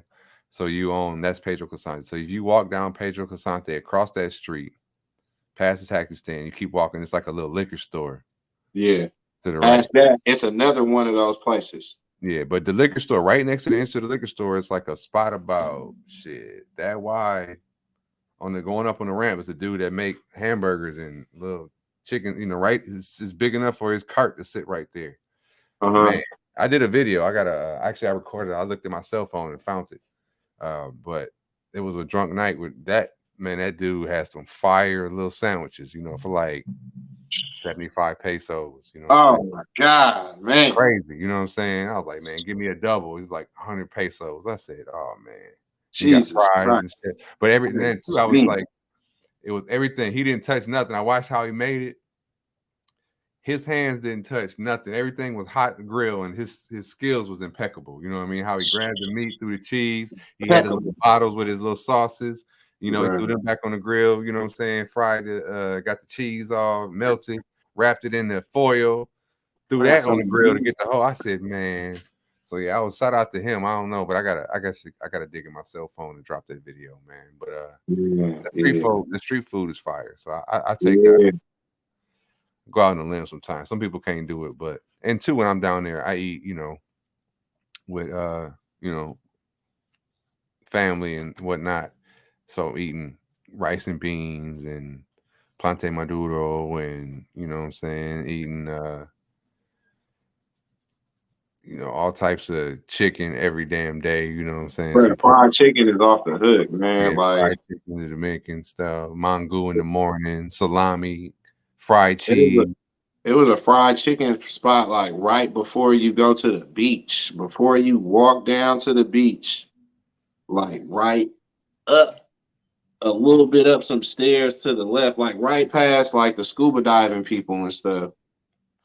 For like 250 pesos, like fried chicken, rice, beans, and a salad, bro. Like, hell, they sell out so fast. Like, I'll be like, oh man. And that's the thing I didn't like. Like, you had to get to a lot of them spots early because it wasn't. They didn't open real late and stay open late and stuff like that. You had to go to the more expensive places as later on in the night came. Yeah. Of the things that you was watching the videos before you went, like that you were preparing for versus what you experienced, what was the biggest thing that you thought you was prepared for, but was way different than even though all your training didn't prepare you for? Getting right, having some girls steal something from me. Oh, okay. That was the biggest, like, I'm looking like, okay, that's not gonna happen. You know what I'm saying? Like, I'm pretty sure I'm pretty sure everybody got a story about something getting sick from it. Oh yeah, I lost a cell phone. Crazy nice story, but go ahead. Yeah, you know what I'm saying? But it's just like that was my thing that I was gonna be like, I don't wanna get got. And that shit happened, bro, on my first day in count. Well, my first day, my first day, I went to Finger spot. You know what I'm saying? Like I said, I went down, I'm there, I land, you know what I'm saying? I get dropped off, everything. I walk down Pedro Casante. I'm like, all right, cool. I don't know nothing about nothing, but the more that I walk, the more I start seeing stuff and it becomes familiar from watching it in videos. So I was like, as I walk down, I'm like, well, if I go to the left, I'm like, oh, that's the yellow steps. I'm like, oh, that's flip-flop spot. I'm like, oh, okay. And I'm like, but it didn't look like nobody was in there. Like the girls wouldn't even be like, hey, welcome to flip-flop. he wasn't in there. So I was like, well, I ain't about to go in there right now. This is my first day. I'm gonna keep walking down, see if I can pull up on Finger. You feel me? So as I walk down and go, Finger up there, I'm like, all right, I eat the oxtails. The oxtails don't really got like, it's not like a whole lot of meat. Bony, You know what kind I'm of bony. saying? Yeah. And it's I've been flying all day, and I think I get anxiety on airplanes, so I think I did like vomit on the ride coming over the first ride. You know what I'm saying? Because I had to go from SFO to JFK, from JFK to POP. So I ain't really ate nothing. My stomach kind of empty. So I had 2 rum punches, Presidente, and a shot of Mamba Wamba. You know what I'm saying? Mamba Wamba. So I was like, I had a lot. You know what I'm saying? On the kind of like on the empty stomach. And it's hot So outside. yeah, bro. So I was whooped that night. You know what I'm saying? So when I went back home, like I was, throwing up. I'm being like, oh, that's my first night. I'm tripping. I ain't even outside. I'm in here laying on the floor in the bathroom, throwing up and shit. I'm like, bro, what is you doing, bro? Like, you tripping. And I'm thinking, like, you didn't really eat. I'm like, why? I'm like, the alcohol, can I ain't really drink that much? And I'm like, well, you got to think about it, bro. You didn't really eat that much food. You just ate them oxtails and a little bit of rice, and you did hell of drinking. And I was like, fuck. So when I woke up in the morning, I went to go get some breakfast. And after I got my breakfast, I'm walking down smoke. I'm walking down the street, and then 2 girls just snatched me up and basically take me back to my room. And I've never had that happen to me before. You feel me? So They always work in pairs. So that's yeah. And I didn't watch these videos and heard this. You know what I'm saying? I didn't have all my money on me. I already had a set of all my other money hid in a hiding spot, but I had the money that I had with me, and it just slipped my mind that when I left with one of them and walked in the room and the other one stayed in the living room, she just ran through my bag and took my money that was in my wallet. You feel me? So, and then at the end of it too, they're so crazy because they asked for a tip, and I'm new. You know what I'm saying? So I don't know. So I got to look at my wallet, and I'm looking at my wallet, and I'm looking like, I know I had more money in here, because when they first came in, I had ended up giving them the money first, and that's what I shouldn't have did. You feel me? I wasn't supposed to hand over nothing first. You feel me? So like, I end up doing that because I don't know. This is my first day. I just got rushed up, did a whole bunch of shit. So once I probably did that, they was probably being like, oh, okay, he don't know what the hell he's he doing. green. Yeah, he green. You feel me? Got to So win. and I don't know. I'm just looking like, I'm just sitting there like, So once I went in the room with one of them, the other one went through there to ask me for the tip. I'm looking through my wallet, and I'm like, I know I just exchanged some money up out here, but how much was it? And I'm looking like, damn, they took some. I was like, they took some money from me. I was like, man, they probably took like 3,000 pesos. So, and then I gave them 1,000 pesos as a tip, so they can split like $10 each or whatever. And then as they was going, the security guard came back and he was like, amigo, the chicas, they okay? And I was like, I'm thinking like I could say, nah, they took some money, but I was like, you know what? It's my first day up out here. I was slipping. That was on me. Because when they came in, I still had all my stuff out. So they was like, oh, you got this. You know what I'm saying? And I'm just looking like, yeah, you feel me? And I'm like, I'm treating it like I'm at my house like I'm at right now, and I got all my stuff just laying out. And I can't do that. You feel me? So like, I'm looking at it like, they took something from me, but at the same time, I fucked up too. You feel me? That was on me. Like, I wasn't supposed to do all this. Like, I basically was asking to get robbed at that point. You feel me? So it's like, and that's my whole thing. Like, I'm not saying I'm cool or I like that it happened to me, but I respect it. That's what happened. It was an easy lick. This what they do. They seen the opportunity. They took it. You know what I'm saying? But at the end of the day, that's what I learned from. I learned, okay, I'm never gonna let this happen to me again. I learned I can't get snatched up off the street. This can't happen.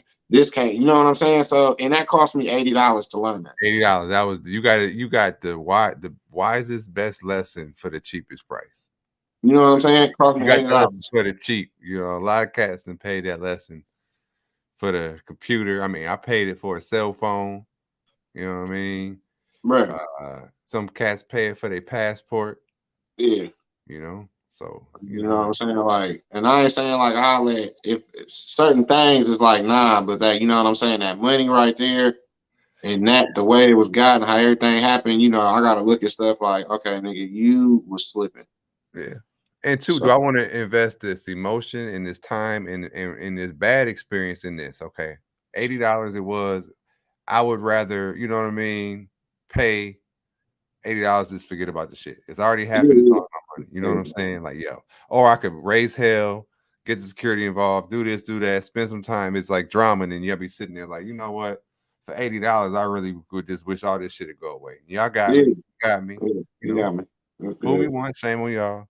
Fool me twice, shame on me. You know what I'm saying? They tried to, you know, they still see me, and you said it was, and I when I seen them, I went like, man, you took some money from me, or they'd be like, you want a massage? You want? I'm like, nah, I'm cool, it's cool, it's good. And they be like, okay, and just kept it moving. And you know, in the future, you ever, you know, cross paths again, and you kicking in assignment, you can just hit them with the A.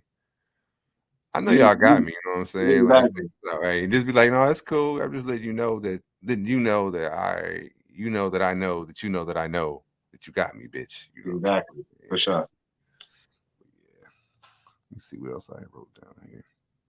I mean, maybe that's what I had put. What would you change, do differently if you could, or like in preparation for your next trip? What are you gonna, you know, what kind of, you know, what I'm saying, pre-planning or what changes are you making for your next trip, or what do you want to do with the next, you know, you got April coming up, so what's the, you know what I'm saying, you got any bullet point things they want to cover that, you know, like I want to do something different, I want to stay here, I want to check this out? Honestly, like I said, I want to stay at the same place I stayed at because I really like where I was at. Okay. My first like 3 trips to Santo Domingo, I stayed in the same hotel. It was like the first trip was one hotel. On the back end, I did it differently. But my next like 2 trips, I just was like, it was like a season of a show, just a new episode, and I was just continuing where I left off. I had a hotel was like, I don't know if you ever seen the story, the TV show Cheers, but it was like, you know what I mean, the place you want to go where everybody knows your name, where you know, like, I know I'm really familiar with the lay of the land, and I can have even more fun every time because I already know the stage. You know what I'm saying? I know how to play the stage. I done been there, so I can see what you say. Yeah, that's why I was like, I want to go back because of that. But you know what I'm saying? I'm gonna be able to, like, in order for me to get there, I gotta want it as bad as I wanted it the first time. You know what I'm saying? Because I'm doing, like I say, I'm doing a lot of hustling and stacking and trying to manage money and put money aside and pay bills months ahead. You know what I'm saying? So I can be able to go chill and I don't really gotta worry about nothing when I come back or anything. Because like my money is like a day-to-day thing for me. So it's like how much money did I make today is what I got and I gotta be able to do it. So it's just like it's really all on my dedication and my desire to how bad I want to go there. So I got my thing set for April and I just start making my, you know, my plans like when before I went, I was on like a strict Safeway sandwich diet. You know what I'm saying? Like the only thing I was eating was like basically every day was sandwiches from Safeway. And then I wasn't going out on the weekends. I just like, you know, make some money and then come home and just, you know, kick it with my dogs or just go to sleep, watch videos on YouTube about where I'm about to go. You know what I'm saying? And just being like, I ain't going to no after hours. I'm not going to none of these clubs. I don't want to see none of these girls. You know what I'm saying? I'm like, I'm not going to even waste no money on doing that. I'm telling you, it was to the point where like even the chicks that was around me, I'm like, man, I'm broke. I don't got nothing. I'm doing everything I can do so I can go on this trip. And then they'll be like, oh, okay, well, I'll pay for it. I'll do this. And I'm like, I don't have no money. And they'll be like, oh, it's cool. And I'll be like, okay, that's what's up. You know what I'm saying? So I just have to, you know, and sacrifice a lot because, you know, we just used to happen to pay for a whole bunch of things. And we don't really want to be like, I don't got no money, but I had such a big picture in my head that I didn't give a fuck what I was telling any of them. You know, I didn't care. Like, you know me for how long you know me, and you either gonna be like, okay, well, I can do this for us, and I can do this, or oh, I ain't about to talk to you no more because you ain't got no money. You know what I'm saying? And it was cool because they still chose to talk to me. But as I went to the Dominican Republic and came back, I have none of those females in my life now. Okay, now, did it change your perspective on women when you went there? Like, you know, what I mean, like I can slightly attest to it, but I have plenty of people I've met that through traveling, they told me, and it's true. Like from seeing the treatment you get over there when you come home, you kind of like, I'm straight on this. I'm good on that. I'm straight on this. And then you mentioned that you ain't kicking it with them two either, or nobody from before. The chicks fell off. Like they fell off because of the new perspective you had from being to paradise and coming back, or just timing, or Nah, it's crazy. It just seemed like sometimes, because like with me, you know what I'm saying? I look at myself as like, I would consider myself like a ladies' man. You know what I'm saying? So I have a couple of female friends, and it's like at the same time, when it's like when you dealing with multiple women, it be feeling like sometimes you just be feeling like you got it and you in control of everything. And then sometimes it feel like when one off with one of them, for some reason it's off with all of them, and it all happens at once, like it be a domino effect. So like one was supposed to like watch my dogs for me, and then the day I was supposed to go, she didn't watch my dogs for me. And like the night before I was supposed to leave, she was like, I'm not coming to watch your dogs. And I'm like, damn, what the hell? You know what I'm saying? So, and it's just like the reason why you coming up with is hella bogus. And then she actually just hit me like a week ago and was like, hey, what's going on? I just wanted to call and see how you doing. And I'm like, are you delusional? You know what I'm saying? You ain't called. You know why you ain't talked to me in so long. but did And they like, know you were in the DR though? yeah, she knew that. She knew why. You Like think they that all was, knew. but you think that could have been a factor? Because if they do any type of But Google it's search, hard because you said this 3 months before I was even gonna go, and you knew where I was going. yeah, but that versus you about to go next week is a whole nother ball game. I mean, I kind of had a similar situation where I Yeah. lost that connection because they was like, you know what I mean? I don't know how I kept it discreet as I could, but you know what I mean, this was before YouTube was crazy, but at the same time, they know that, you know, they think they fruit is so sacred, but you go into an exotic garden and sometimes like they can't, if they know about it, they can't take it. They be jealous. Oh yeah, well, yeah. And a lot, like I said, I wasn't in a committed relationship. So when you're not in a committed relationship, I had to learn with women, it's when you do certain things, and if you're not, even if you say, hey, we're not in a committed relationship, and they go, yeah, we know. Yeah, we're not in a committed relationship. But if you do certain things with them, they say you're not, but in their mind, y'all are. Oh yeah. You know what I'm saying? So it's just like, and sometimes you get suckered into the point to where you think she actually get it. She understand it. We cool. I'm not. I don't want to say, hey, you know, I date other women because like, why would I just want to say that? That's stupid. But if you ask me, I'm not gonna say I'm not. You feel me? But it's just not something I'm just gonna openly come out and say. But I do say, you know, we're not together. So like, if you could put two and two together, you can ask me whatever. But like, that was one of them. And then another one I was talking to, like, I was like, you ain't gonna be able to handle me be gone for like 3.5 weeks just because you get mad if I don't call you back in one day. And then it was like when I came back and I didn't call her back in a day, like she was throwing clothes at my front door. And I was like, damn, you know what I'm saying? And I'm like, okay, well, I don't want to deal with that. Then I actually had one that actually stayed in my house, watched my dogs for a week at the last minute, knew I was going to the DR, knew what be happening in the DR. She's actually from Trinidad and be going to St. Lucia or something, that island over there. Yep. And so she kind of knows what be going on. Me and her had agreement. We have talks back and forth about men and women and our understanding, and she was cool with it.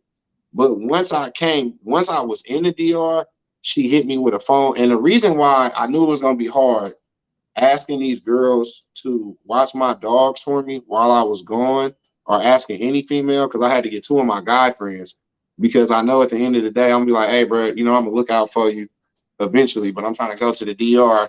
This one chick just catted on me, so you know I need you to look out. And they like, all right, I'll watch the dogs for a week. But with a female that, you know what I'm saying, I want to say, you know, y'all physically attracted with each other, and you ask her to do this favor, they're gonna look at it and remember it as a reason that they'll hold against you and be like, hey, I did this, you know, exactly. You know what I'm saying? So while I'm in the DR, I get a phone call from one of the chicks that's actually at my house watching my dogs. And it's like 5 o'clock in the morning in the DR. But it's like probably, you know, 2 o'clock in the morning here. She leaving downtown. She's like, hey, and you can hear it in her voice, like, hey, I just want to talk to you. What you doing? I'm on my way to your house to watch the dogs. And I'm like, man, I'm tired. I'm about to go to sleep. You know what I'm saying? And she was like, oh, well, I just want to talk to you. And you know what I'm saying? So I can just hear like, damn, she hella drunk. And I'm like, all right. So the more we talking, she was like, well, I'm like, well, you know, it's hella nice out here. I'm thinking about moving out here. And she was like, well, I'm going to move. I can move out there with you. And I'm like, what? I'm like, move out here with me. And I'm like, we'll have to live together in the States before, you know. She was like, no, why would we do that? Let's just, so I'm like, you know what? You shouldn't get too attached to me. You know what I'm saying? Like, don't like me too much. And that's all. If you tell any girl that, it's going to be bad. You know what I'm saying? But I had to cut off wherever her head was going to. So once I did that, she called me the next day and we talked about it. And she was like, oh, I didn't know that I said that I should move in with you. I can't believe I said that. And I was like, yeah, I just explained it to you in a way where you shouldn't think like that. And she was like, okay. So when I came back, we was cool. But now it got to a point to where if she called me one time and I didn't answer the phone, as soon as she called me, now she was like, oh, you're acting childish. I can't believe this. I'm blocking you. And I'm like, man, it's only been like 3 hours and I ain't called you back. You know what I'm saying? Like, what are you? So it's just like, and you know what I'm saying? It's just like a domino effect of like, I don't really feel, do me going to the DR have some, yes, it does have a reason why a lot of those girls are not talking to me no more. But like me coming back, was my attitude changed? Was I being like, oh, I just came from the DR, you better respect it? Nah, I wasn't doing that. It was just like, you know what I'm saying? That's just how it went. And now I'm just over here being like, I gotta get back to the DR. Yeah. So, so at this point, you like, shit, I ain't even stressing on that. I'm about to get back. Like, do you now have a new preference? On what? Like just women in general. Like, would you rather try Nah, women now? Like, honestly, I was already feeling like that. You know what I'm saying? Like, I watch a lot of the little, you know, Kevin Samuels and Andrew Tates and the red pills and the debates that, you know, alpha males and feminists and stuff like that. And I don't want to say I agree with a whole bunch of points that dudes be saying, but I do agree, like I was saying in my video, like, it's set up for women to win in America. You know what I'm saying? And like, we are looking for the, like I was telling one chick, like, I'm like, it's like we're in a line and you was being like, okay, I'll give a try. No, actually you know what I'm saying? Maybe I don't really like you like that. Let me get you two. And it's like, y'all just pick us and select us. And we just hope like, okay, maybe she'll like me for this or this or this. You know what I'm saying? And it's just like, a lot of y'all's like that. Not all of y'all, but a lot of women out here is like that. And it's getting to the point to where I did a video about it. It was called like Instagram versus phone numbers. When you just ask a girl, hey, can I get your number? And y'all might be having a cool conversation, talking like 20, 30 minutes. Like, none of that matter. And you'll be like, is it cool if I get your number? And they'll be like, you can have my Instagram though. And it's just like, I don't want your Instagram. You know what I'm saying? So now, actually, when I came back, I didn't reject the Instagrams. The girls be like, you can have my Instagram. And I'd be like, nah, I'm cool. And I'll just walk away. But before, I was settling and hoping for Instagrams and stuff like that. So, and I was tired of it. Like me and my partner, we'll talk about it all day and just have back and forth of like how women are and just conversations of what happened in our relationships that we had. And you know what I'm saying? Just like the consciousness of, because you know what I'm saying? Like women think different and men think different. But it's like at the end of the day, I say like we are pretty simple and we know what we want. You know what I'm saying? It don't take a lot to like, I like steak well done. You know what I'm saying? Like I don't really care about nothing else about nothing. Like it's that simple. Just if you get that to me, I'll be cool. And it's just like women be like, well, I don't know if I want steak. I might, you know what I'm saying? I might want, and it's just like, why is it so?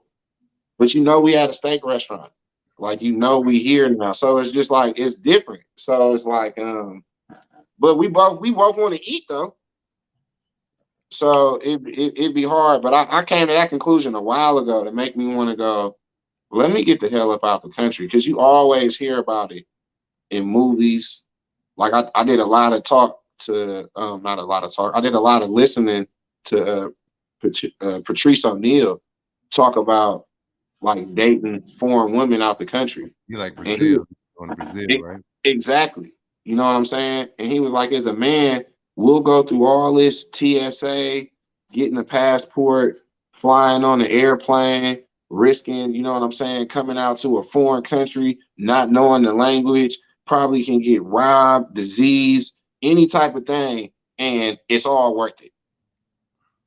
And I was like, damn, for real? You know what I'm saying? So it's like, he was like, it's not the same as being with a working girl out here. Like, yeah, they doing it, but it's different. You know what I'm saying? And it's like, it's hard to explain. You just gotta go see it yourself. Like, it's happening because this is what's going on in the country. Mm-hmm. And if you're out there for long enough, and if you're dealing with somebody, you're gonna know, like, okay, y'all do need some assistance. And that's just like if you had a friend and they needed you to help them, if you seen they were struggling with anything they were struggling with and they didn't really have nobody to help them, and you had it to help, just $20 or $30, would you not give it to your partner? So it's like, it's kind of like that in the same way, depending on the relationship you get with the individual. Yeah, for sure. But would you said earlier you still could see yourself living there? Mm-hmm. Definitely. Definitely. Yeah.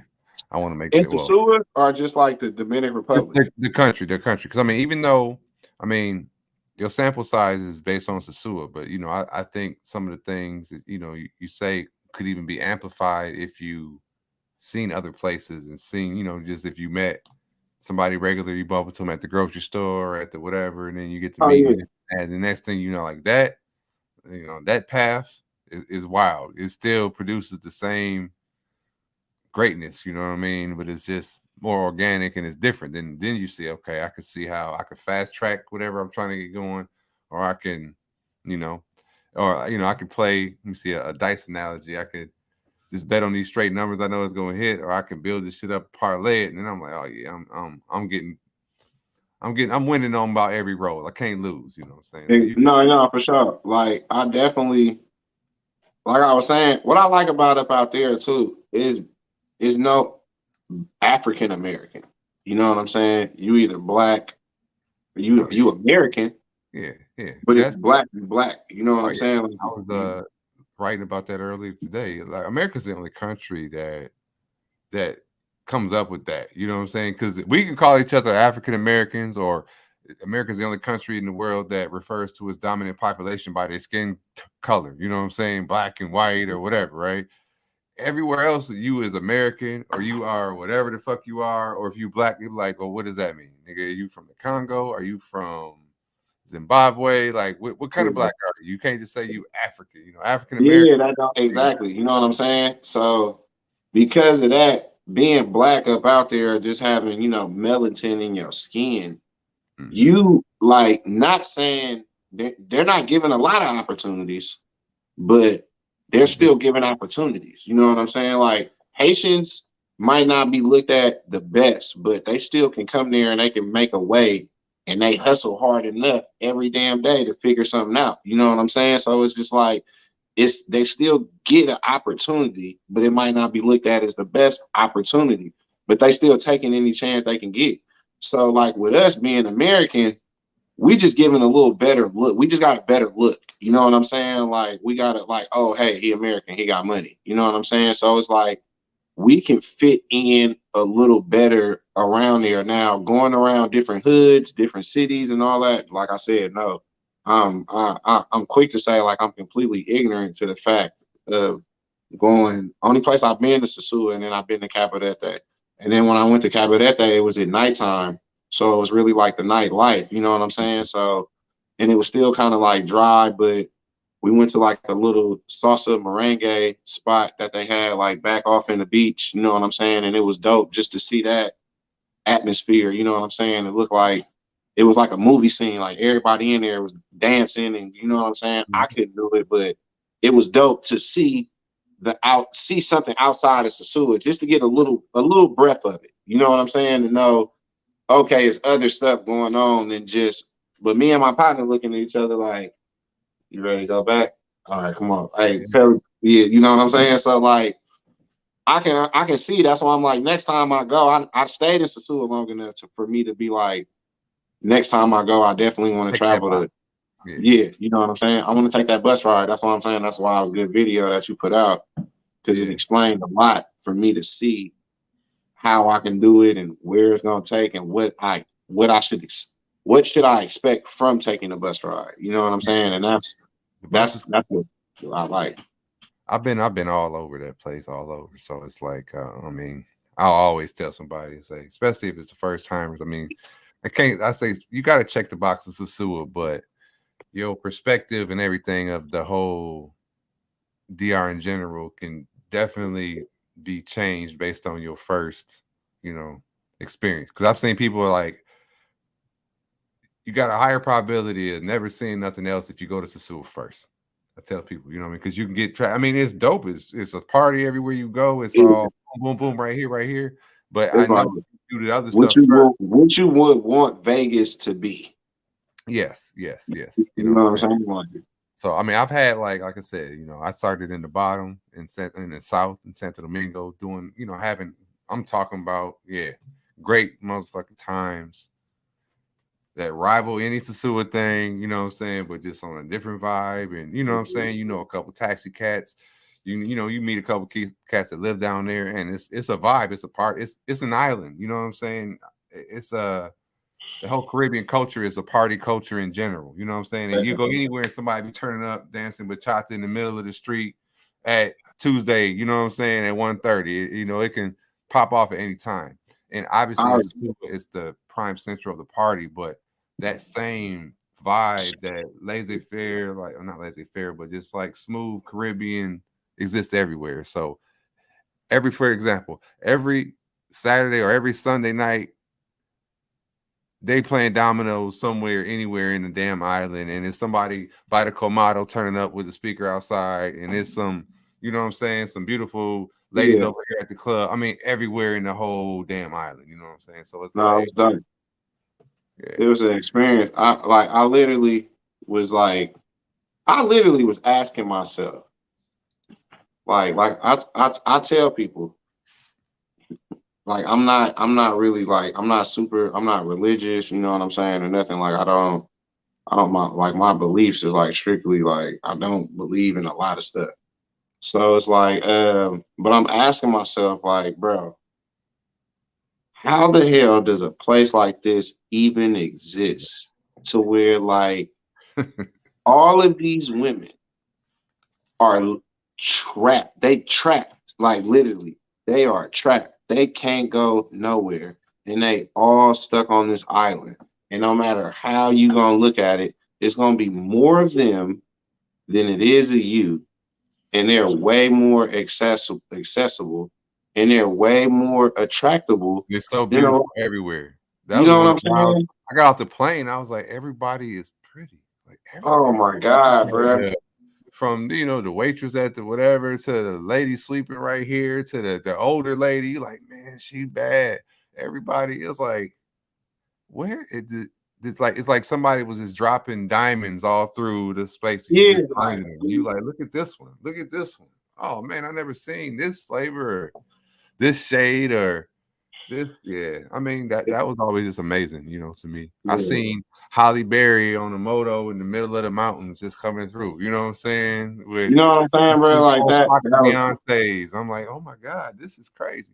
That bus that was. ride, you see a lot of crazy, unique That's stuff. why I gotta take it. I seen that what your cousin got. I'm like, man, I need me a bus friend. F that.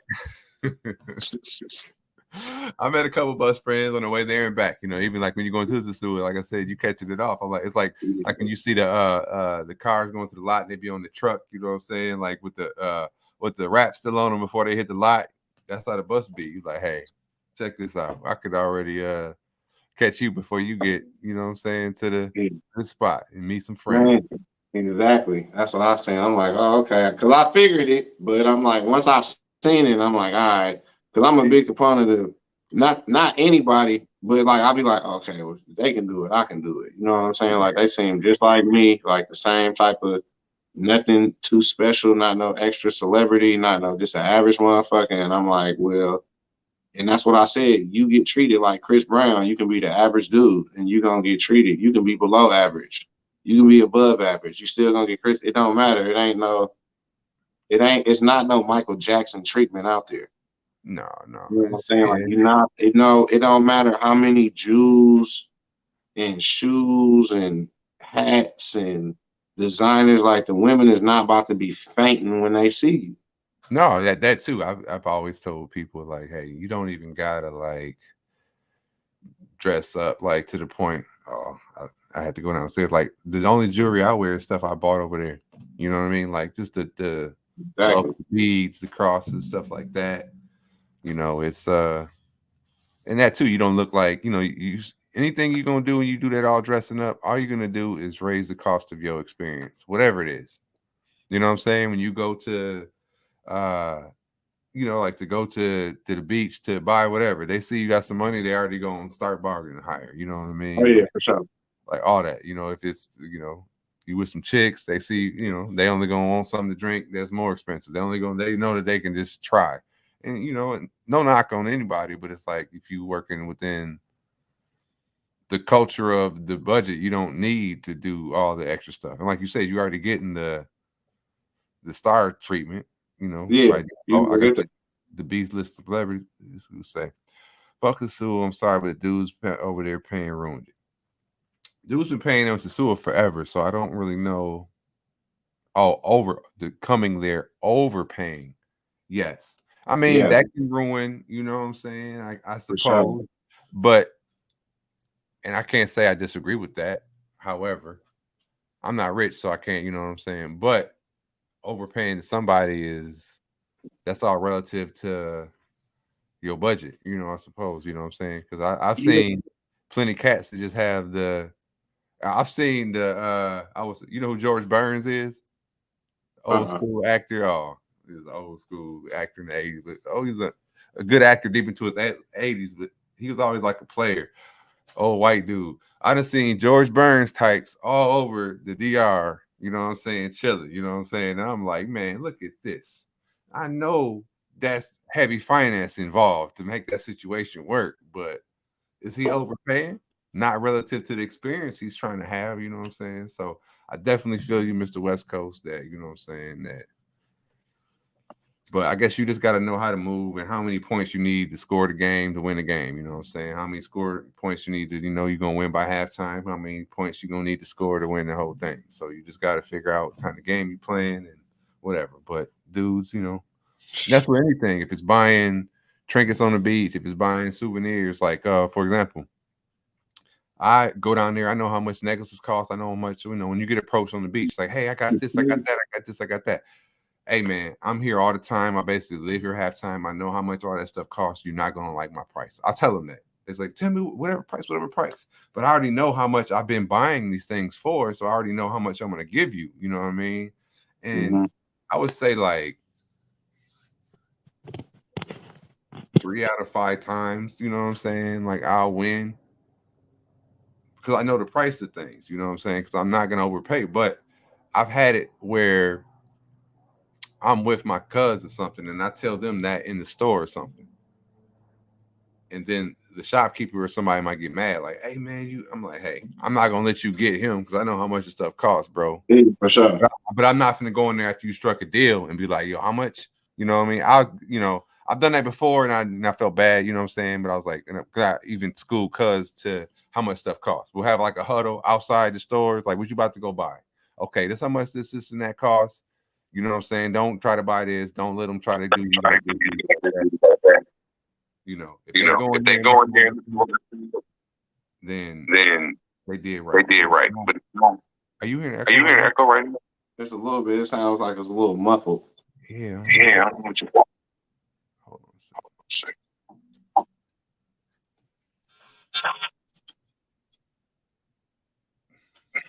What about now? No, it's back normal now. Okay, I'll turn it down. But even paying it, because I've seen people at the beach get ripped off. Anything from the coconut from buying the same ATV trip that should cost. That should cost like $60, $70. You know, so. Yeah, like I said, man, they'll get you if you let them get you. Yeah. They definitely gonna get you if you let them get you.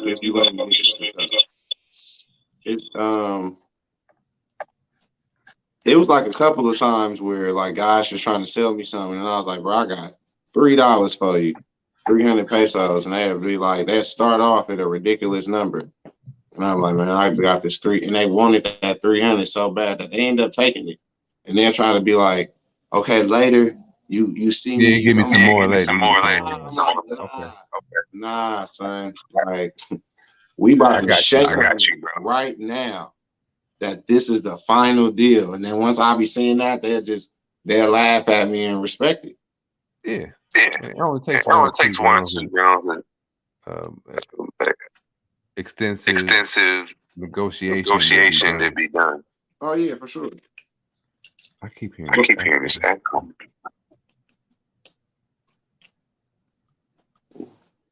I'm gonna push you back and bring it back. Okay. Let me see if I hear the echo. That sounds clear now. No, I don't. Yeah. I'm still here. I wonder if I turn this. Man, this Brugal. That's your Brugal from down there? Yeah. Was that you saying you should get it from the airport? On the way in, you can catch deals sometimes. But the last time I went to the airport, the Hennessy was up. I didn't check the Brugal, but going in. But you landed in Puerto Plata, so I'm used to Santo Domingo. Yeah. So I've always had like a little low key spot that had that. It's like always a little bit $2 cheaper than the duty free. I was well, when I was leaving, they had these 2 bottles right here for like $24.99 at the airport that you can get. Yeah. So I was like, oh, okay, for real. And it was like, I was gonna get some white Hennessy. They wanted 80 for it, and I'm it went up, man. I remember you get 3 bottles for like $123. And it was like 54 piece, 63, 70, 56, and now they're 80 something. I got like 12 bottles. The niggas didn't believe me. I'm like, bro, the white Hennessy costs. They're like, how much you want for it? I'm like, bro, you gonna have to shoot me like $120, bro. Like $100. Because it's like it's gonna cost 80 to 100. And then, you know what I'm saying, you're going to send me some money, so I got to take the money out. So I need the fees for that. And then on top of that, you want me to bring it back to you. You think I'm just about to waste some of my luggage space for me bringing something back to, and you ain't going to shoot me. You know what I'm saying? Like, I'm not asking you for a lot, but you're going to have to give me at least like $40 or something. Yeah. And I don't know. Retail for me, bringing it back is $100. And I haven't bought it in a while because it's been too high, and I had a bunch. Yeah, that shit too high now. It's not. I'm like, bro, that shit ain't worth it, bro. And then when I got in the airport line, I seen everybody with this Bugal, and I'm like, the fuck is that? And they was like, man, it's a better deal. I'm like, for real? All right, I'm gonna get that. But if you plan on taking like a carryover, tech bag tech back back with you, buy it at a buy regular it at a store regular there. store there. Like a liquor Like a store, liquor store, you get it cheapest, you know what I'm cheapest, saying? you know what I'm saying? Cheaper than the Cheaper than the airport even. airport even. Because you put it in Because a you put check it in a bag, you ain't check gotta bag, you ain't gotta worry about duty free. Oh yeah. Let me see. Let me see. 220. 220.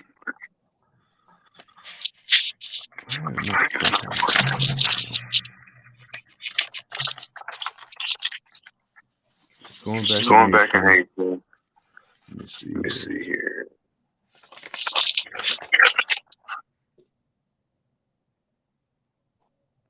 Oh, I wrote down a bullet point called schemes and scams.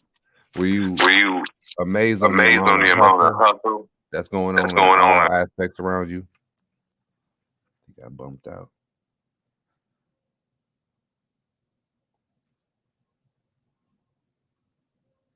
Salute to y'all that's been hanging in there. Let's say I'm 5 deep, at least on one channel.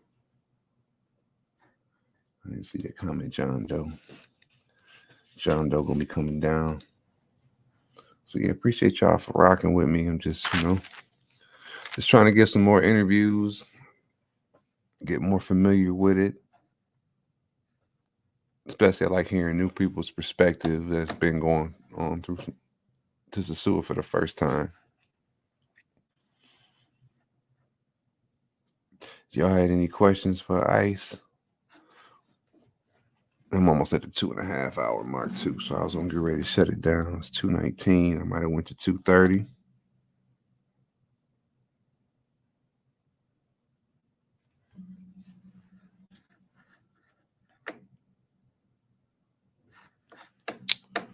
Let me see if I can drop a link to Ice's channel here in the.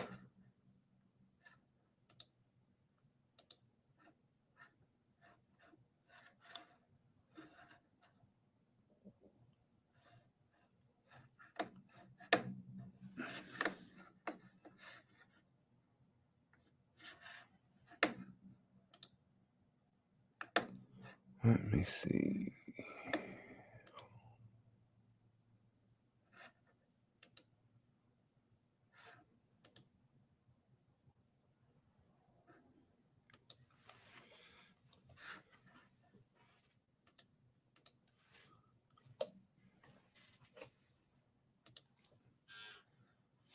Drop that in the chat.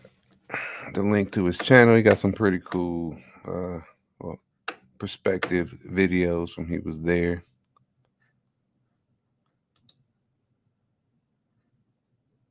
But with all that said, folks, I might be hitting the wrap it up button. Looks like I was going to go to 30. Don't see a whole lot of action in the chat, but I do appreciate y'all for pulling up. If y'all hit it on the main channel, you already know. Please subscribe to that second one, Mog TV, if you haven't already.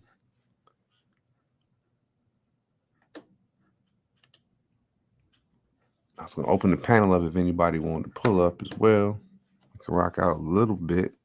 I seen Big Super in the chat. And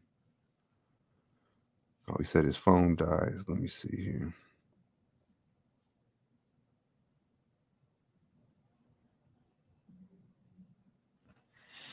Work through the technical difficulties.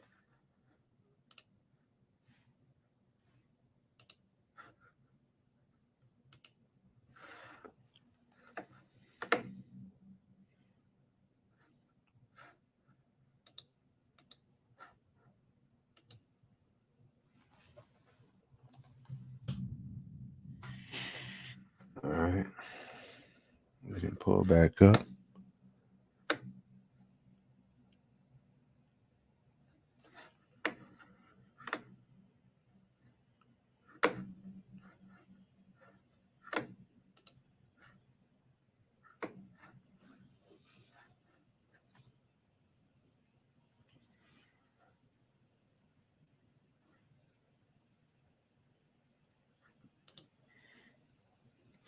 Salute wristwatch geek.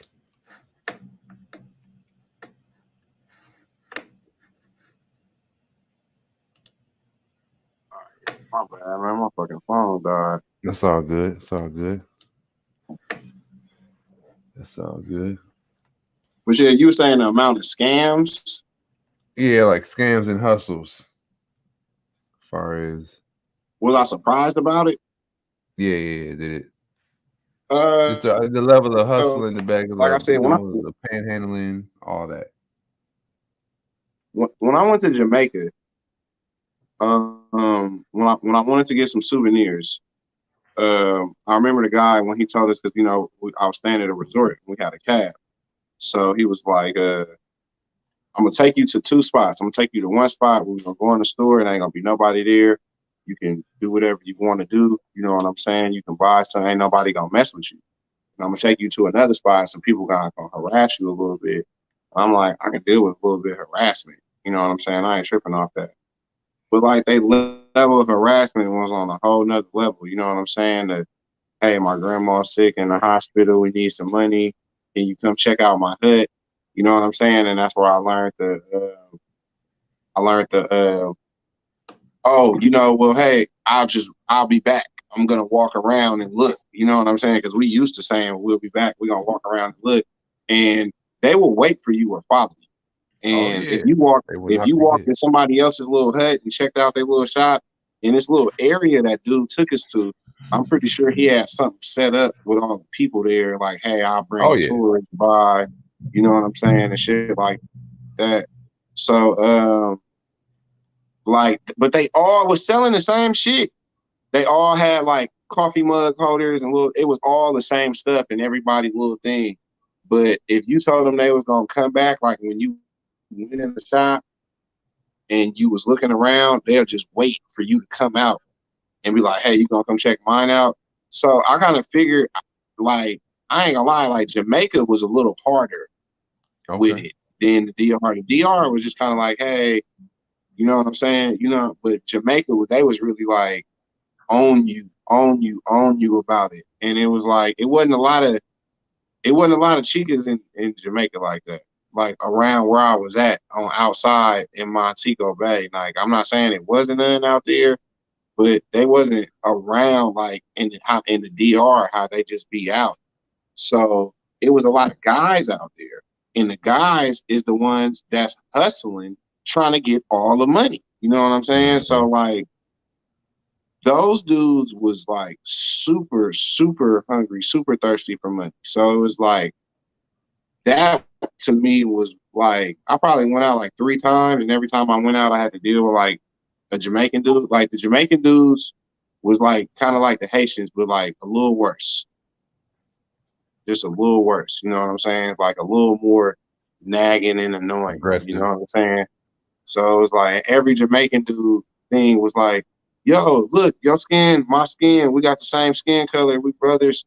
That's how damn near every one of them started at you. So like in the DR, a lot of them didn't really say that. You know what I'm saying? It wasn't like an approach. They would just be like, hey, what's up? Like they had stronger approaches in Jamaica, like to where like that shit was like crazy. Yeah, I think the hustle was heavy. I mean, obviously, I've never been to Jamaica, but just DR, that was one thing. I was like, yo, you got to learn how to give them a stern, no thank you, no gracias. Oh yeah, for Even sure. then, like, and some of them don't accept no for an answer. You be like, man, or to the point where, and then if you cave, you know what I'm saying, you'll end up giving like, yo, I don't want to buy nothing, but here go 50 pesos. I'm good. Yeah. The And you know stores, what? They respect you when you do that. yeah. When you do that, just 50 pesos, 100 pesos, it'll get that person to leave you alone for a while. And then when you tell them no, it's not gonna be as continuous, as it was last time. They're gonna be like, all right, okay, all right, man. Hey, you know what I'm saying? Especially, I mean, you stayed in the Airbnb, so you were there. So I'm sure you walked past the same little stores, the same hustle people, all over and over again. So you got, I mean, even if you paid your dues, you was already done. You know what I'm saying? They knew, all right, yo, my Right. man's up here on the second floor. He already then gave me, yeah. I've had Dude, it was this dude that was sitting outside the steps, you know, like right across from Roombas, like where that Tienda is, down Pedro Casante, and it'd be like that store that they everybody be hanging out in front of.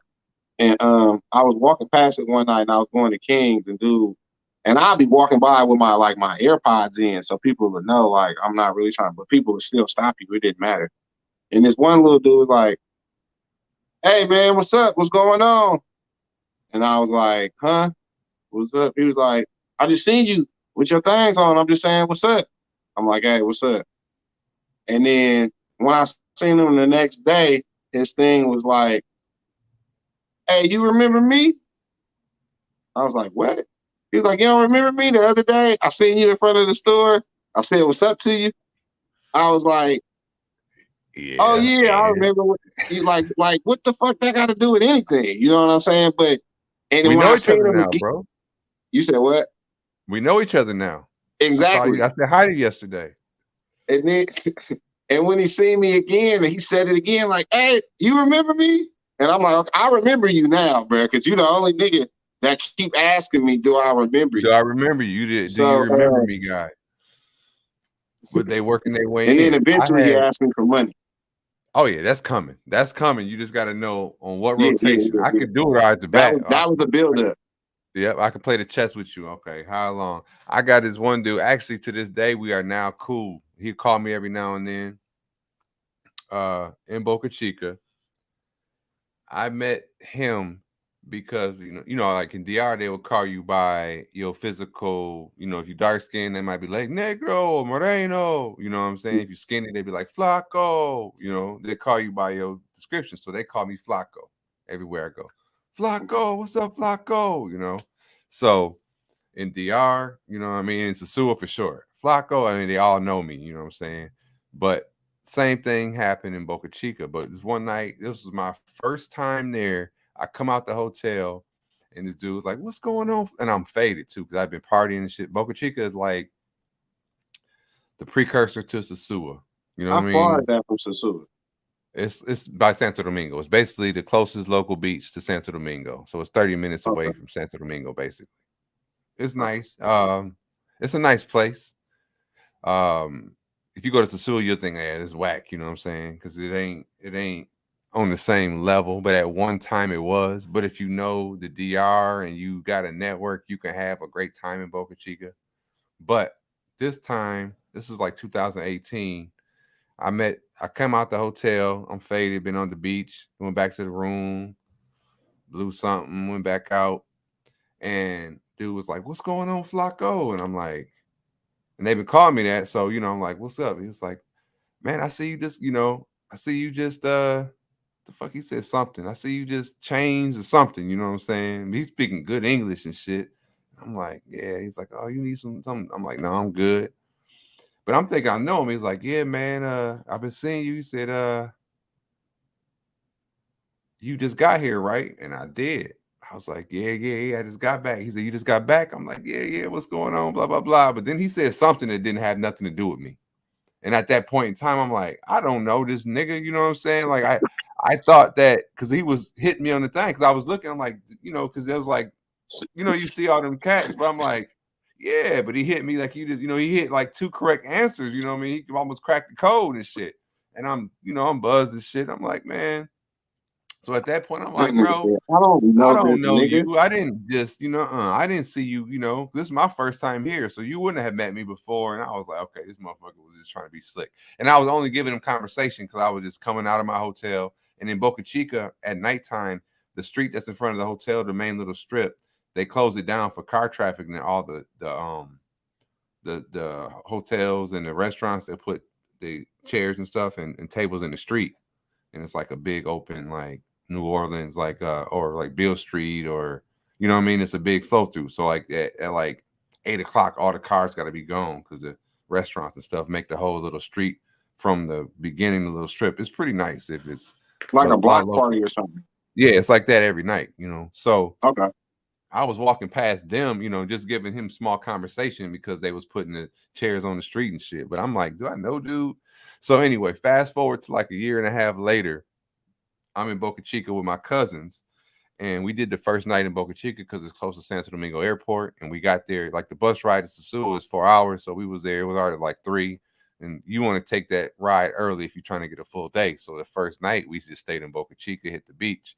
But then I seen dude again, and he's like, "What's up, Flacco? You know what I'm saying? You back, blah, blah, blah. You remember me, right?" And I'm like, "Yeah, I remember you because I met you before when you asked me that I remember you. And yeah, I did remember you, you know what I'm saying?" So he became the remember you guy. So at that time, you know, we laughed about it and he remembered it. And I was with my other dude, Mundo. Shout out to Third Mundo. But they talked and then they kind of knew. But after that, I was in cool. His dude, his name is he go by G. But after that, we used G, you know what I'm saying, to move around Boca Chica because when we went the next time, it was the pandemic. Like, so they had curfew during the shit, you know what I'm saying? So all the stores and shit was closed, but G knew all the shit. We was going to get liquor and everything is going in the back, you know what I'm saying? Knew which streets, like where the police weren't going to be at and shit. So, but you meet little characters in your trips that you end up using later on because you keep their WhatsApp, you know what I'm saying? And if it's a chica, if it's a cab dude, if it's the moto dude that gave you the ride, and you know, you start crossing the web and it just becomes a great adventure, man. So I love It's a good little place to have, you know, get your connections up. Yeah, definitely. And if it's not the Americans that you meet, you know what I'm saying, it's even the locals and shit. So you being there for the good clip of time, I'm sure that allows you to get your roots in. So yeah. Well, shit, you had any questions for me, man? I wasn't gonna hold you on here all night. You know what I'm saying? We've been rocking out for 2.5 hours. Yeah, no, I don't know. Well, shit, like, what kind of got you started on, you know, doing these little like interviews and questions and shit? I mean, wasn't nobody really doing it in the space, and like this was a kind of a different style. I didn't put all the questions on the screen and just ask the random questions, you know.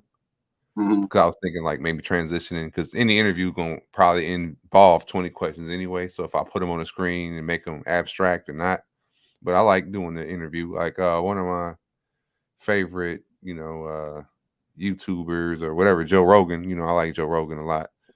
So I always watch that type of conversation content. You know, if it's a deep interview, if it's something like this, if it's, you know, we could sit and talk about, you know, are aliens real or whatever it is, you know what I'm saying? So it's like I think that the 20 questions concept came up with just to be able to, everybody does a lot of live videos.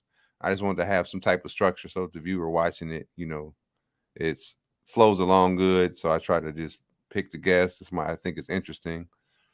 The original 20 questions was based off of like 3 minutes a question to make an hour block or more. So you get a good hour content. But I enjoy it, you know what I'm saying? And like I said, when I run across, you know, your videos, I was like, you seem interesting.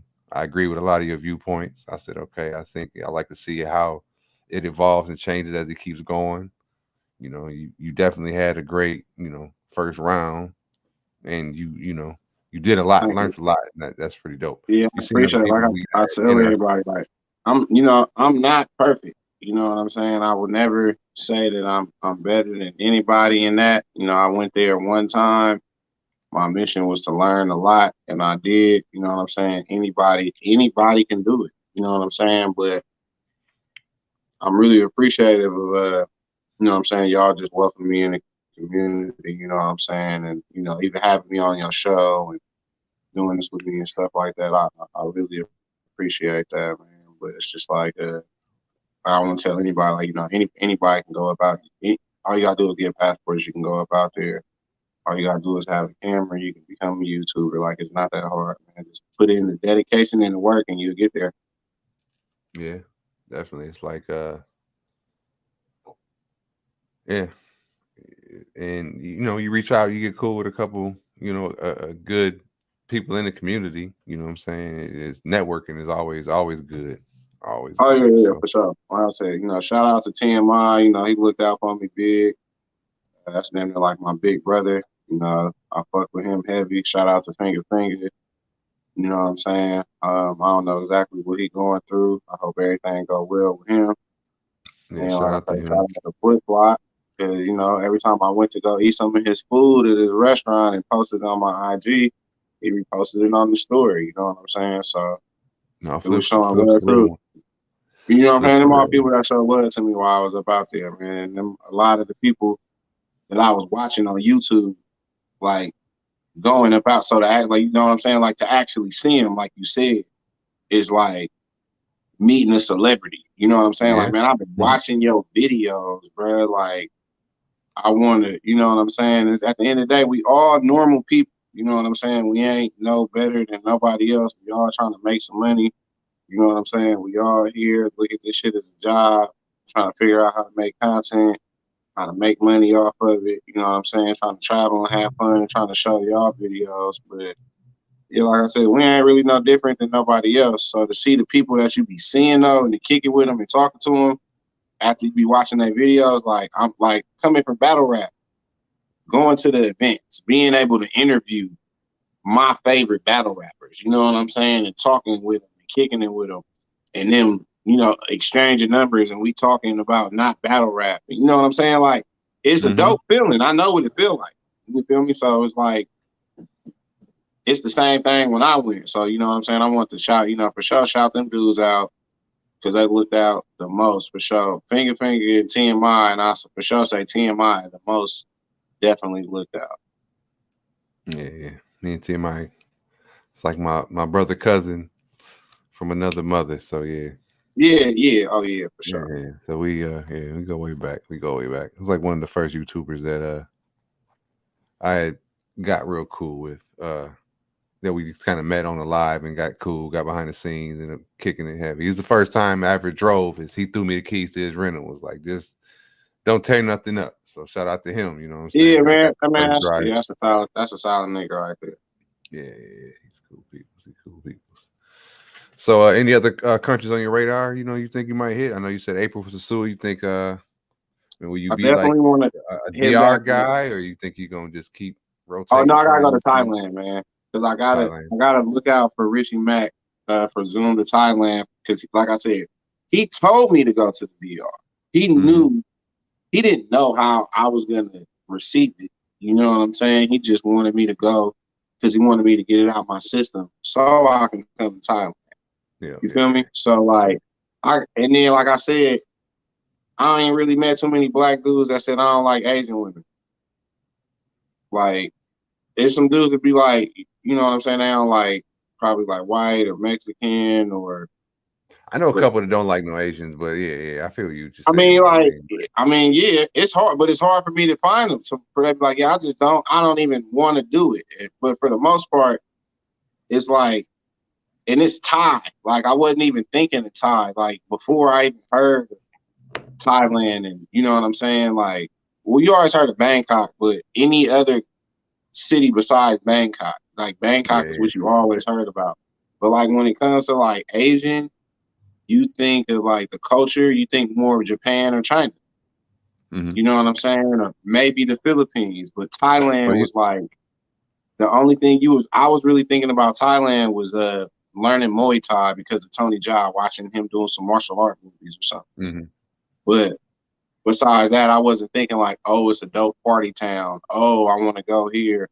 Oh, Bangkok is in Thailand. Like, you know what I'm Mm-hmm. saying? It's just like it's a whole bunch of stuff you don't really try to put two and two together with. You just hear about it. You know what I'm saying? But now the more that I'm putting together with it, I'm like, all right, you know what? I do want to go there. I do want to check that out. You got to check So out In the Streets with Keith. He part of our C3 crew. He your go to voice Thailand. sounded kind of your voice sound like It's I breaking don't up know. some. I don't know if it's my voice or yours. So Keith's got some good Thailand content, but he always go to Thailand a lot. So I can hear you straight. You can't hear me. It's just a little staticky. Oh, okay.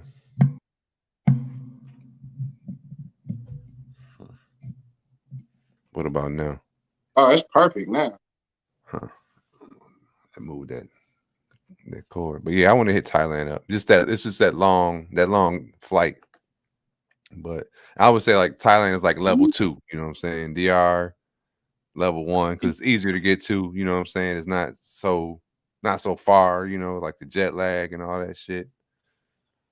And Bruh, it's crazy you said level 2, level 1. Cause I was telling my partners, I was like, bro, so whatever city you in, you feel me?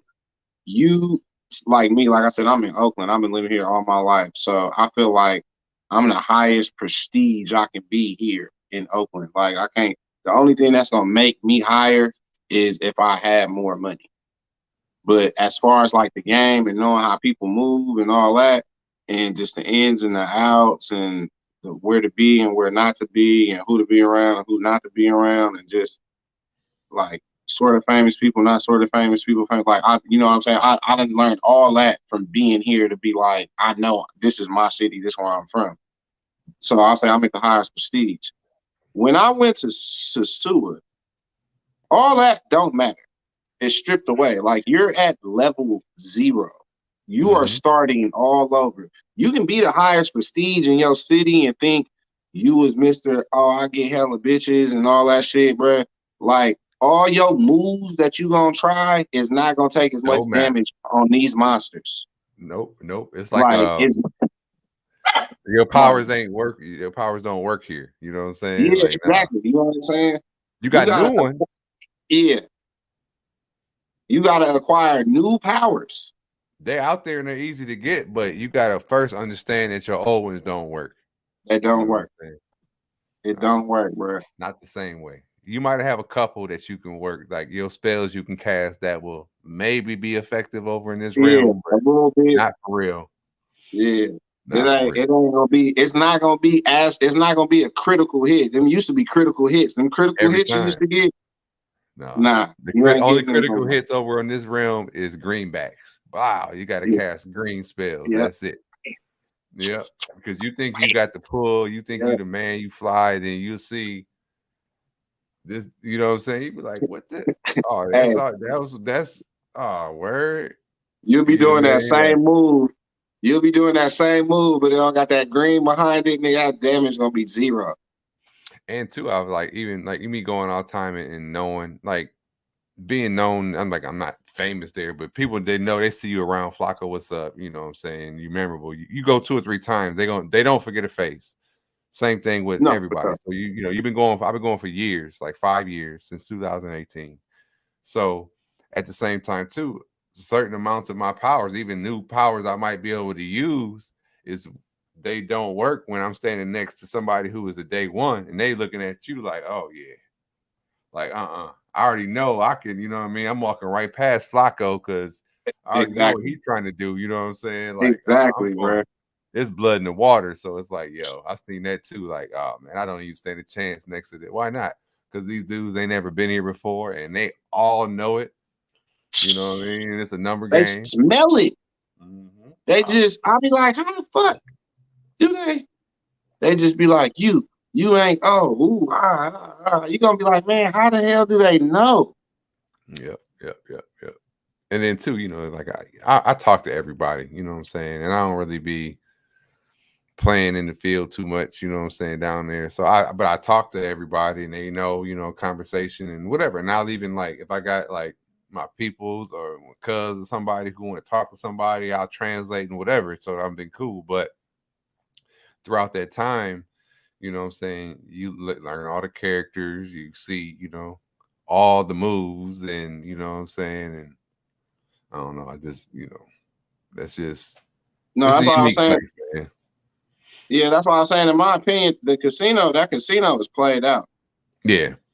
It's fun 2-3 times, but then at the same time, it's like, or you'll see cycles of whatever. Like you go there, you was there for how many times do you think you went to the casino? You was there for 3 weeks, like 4 weeks, like 3, maybe 4. Okay, so you didn't kill it too much. But I've been to the casino, you know, a Thursday, a Friday, and a Sunday, or Saturday. I've been consecutive nights before and seen, like, you know, you get the weekend crowd because you get the people that arrive Friday, Saturday, Sundays, but then you got some that, you know, like just be coming into town. But I've been to the same casino Except for last night, I was sitting here, and tonight I'm sitting over here, and seeing a whole new other mix of people coming in. You know what I'm saying? And just like and listen to the same song playlist and just watch it unfold over and over again, so it can get played out. It could be fun, but you see the same. Yep, Yeah, she was like here last night, or they was there, or maybe you see some crazy shit. You know, if you go on 2 nights where it's packed, then yeah. But other than that, and like I was saying, for the most part, you're gonna be seeing the same people that you see in the town. same people. It's It's the same like people. deja vu almost when you Yeah, be in there. it ain't nothing different. Like, and people was trying to sell it to me, like, cause I'm new up out there, so I don't know. So people are selling it to me like, oh, you gotta go to the casino, and it's even people being up out there like, man, you gotta check the casino out, man. It'd be different, and I go up in there, and I'm like, this is what y'all was talking about. Like, I Yeah. guess just because y'all go to 1 or 2 places and then be in the villa all day or something like that. But I'm like, I was actually like outside walking up and down the street. I'm getting cussed out by chicas because I'm not calling them and they giving me their number and stuff like that. So it's like it's all type of stuff. It's all on how you move. Yeah. Every day is a new adventure. Like I said before, I don't know if I put it in one of your chats, but I like to act like I don't speak Spanish. You know what I'm saying? That's so Yeah, no, fun yeah, that sometimes was. I remember to that. keep it going how long I can before I crack or before I say, oh, I just fucked up. You know what I'm saying? But even from that, I done got mad. Like I say, I call them whole friends. You know what I'm saying? Where I've had good conversation, but they be like, oh, it's Flacco, he be bullshitting. But they'll say what's up and we'll kick it. I might even buy them a beer. Like, man, Flacco, buy me a beer. Buy me a beer, Flacco. And I'm like, all right, here, I'll buy y'all a beer. What y'all drinking? Or, whatever the fuck, you know what I'm saying? So but that casino, you see all the same people, all the same, the same hustle. But it's fun though. It's fun. I Yeah, say it's you go for the experience. It's what you went out there for, man. You know what I'm saying? You went up out there to experience. You went up out there to experience that. You seen it. Like if you went up out there and you watching this, you don't watch YouTube videos. We ain't saying don't go. I definitely went more than one time. I definitely went more than 2 times. You know what I'm saying? But like I'm saying, after a while, that shit'll get played out. If you out there long enough, you gonna know that it's the same motherfuckers in there. It's the same people you seen all. and when you go back in April, you gotta hit up Puerto Plata. I definitely got to. You know what I'm saying? Hit up Club Miami on the Malecon on a Sunday. On the Malecon is the road that runs along the coast, basically. It's an island, obviously, so there's a coast around the whole thing. But in the main strips, like in Puerto Plata, they got all kind of restaurants and the beach all right along the Malecon and clubs and stuff like that. And on Sunday, everybody and their mom will be outside chilling. They park and they chill on the Malecon. They bring their speaker, table and chairs, some dominoes, or it'd be people with their cars with how they had the speakers that they put out on top of the cars. Did you see that when you was over there? Like the whole Yeah, system on the inside. yeah, I seen that. That was Yeah, so down they by have the all beach. that. In Santo Domingo, the Malecon is lit right in front of the clubs. It'd be like, man, you got to experience that. That's like the authentic Dominican where you're going to be able to see all the same type of party vibe, but it's going to be the local people and the natural thing. You know what I'm saying? And Was it gonna yeah, be how much did it be costing to like stay at places? to stay like where? Like if I was staying in Satua, but then if I wanted to go like The Puerto Plata? go on like a little excursion like you were saying and go up the little high, like what's the average rate of like me staying at a motel or something? Oh, it'd be like in Puerto Plata, the hotel I stayed at. I tried a new one. It was 1,500 pesos. Had a nice little room. Oh, that's pretty good. No, you ain't paying no more than 20-30 bucks. Like in Cabarete, I stayed at 2 or 3 different hotels over there. One was like 45, one was like 60. Airbnbs is all through Puerto Plata, Okay. stuff like that. By the time that you go down there in April, you know what I'm saying? I got a project I'm working on and it might be up and running. You know what I'm saying? It's in a nice little area, close to the beach and all, tucked away. I mean, it's real nice. It's gonna be really, really nice. It's a nice area now. I like it. But Okay. Yeah, no, I but definitely should. I say, bro, we're gonna be in contact for sure. yeah, but the Puerto Plata experience is pretty dope, man. You catch it's a different vibe, you know what I'm saying? obviously Santo Domingo got his vibe. I haven't really done Santiago. I, I chilled with TMI over there. We hung out, but it was during, pandemic time. So, like the nightlife was kind of like dead down. And since then, I've only been through Santiago. I had to go to a meeting with some lawyers in Santiago, but that was during the day. So I've been in Santiago a good handful of times, but I haven't hung out at night in Santiago like I wanted to. I've been to Samaná several times. I love it over there. That's like I've been to Punta Cana before. Mm. But the other places, man, I think, like I said, if I could recommend anything to you, I would say just add your next trip, just add one more, check another box off of some other spot and get the. I'm definitely, like I say, already got me with the bus ride. I'm doing that to Santo Domingo. Yeah. Santo Domingo is dope, I'm kicking up out there for like 5 days. Okay. So we creeping up on the 3-hour mark. What what advice you got to a new traveler that was gonna go to Sosua? They got their trip booked. They going out there. Maybe they're going out there for Super Bowl. And what could you tell them as a game one? You're not a rookie no more, so you got something to tell them.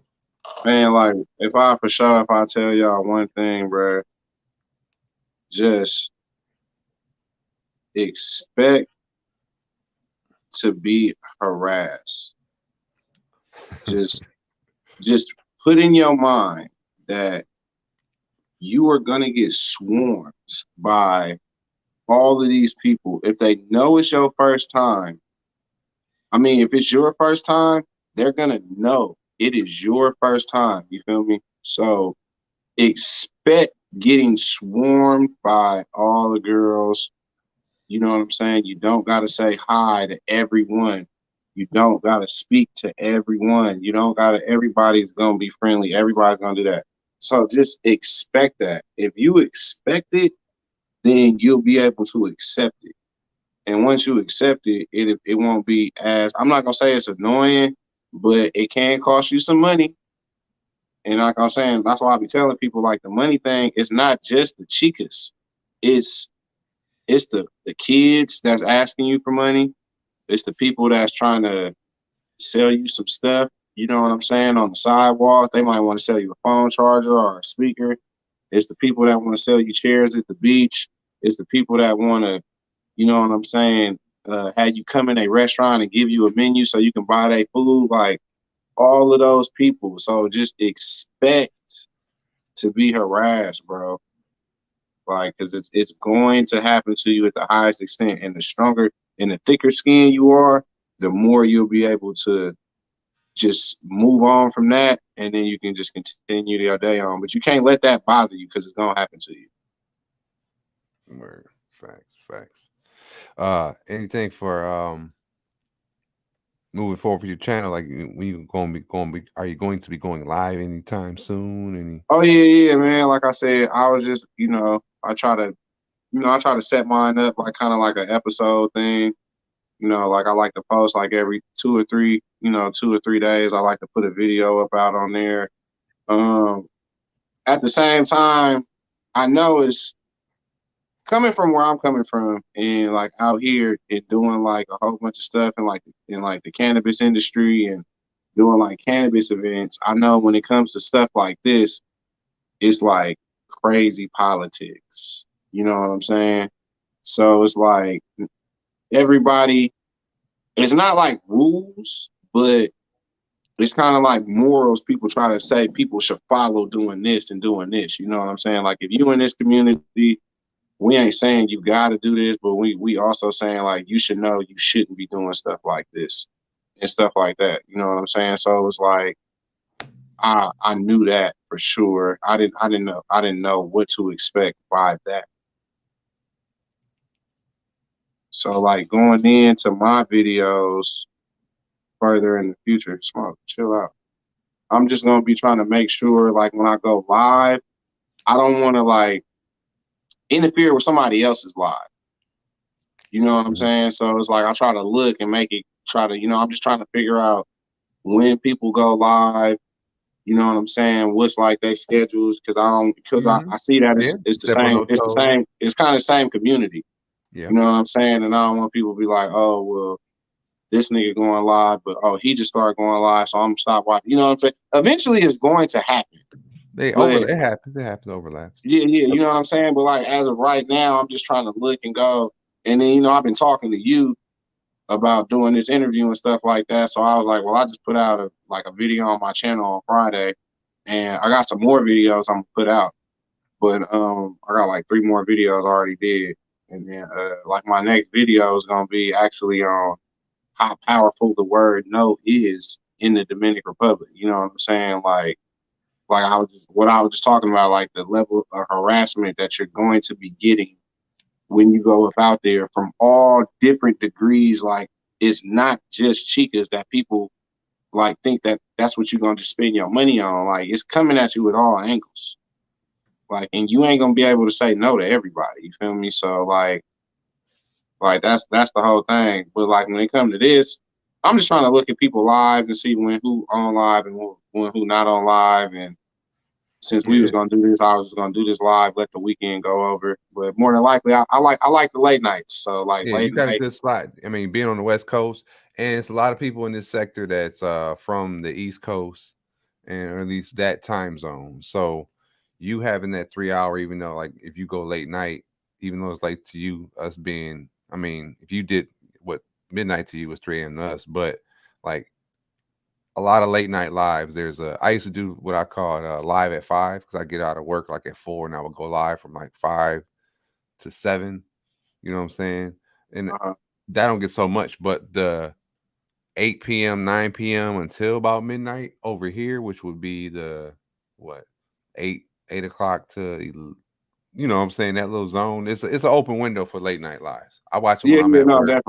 definitely. And you'll see it too once you now that you been on this channel and you watch a couple of videos of mine, you'll get in the algorithm, you'll start seeing, like you said, the patterns of people and the schedules, so you can follow the etiquette or whatever of the sector. So, but I think you definitely got a lane. I seen people fucking with your stuff. You cracked the 500.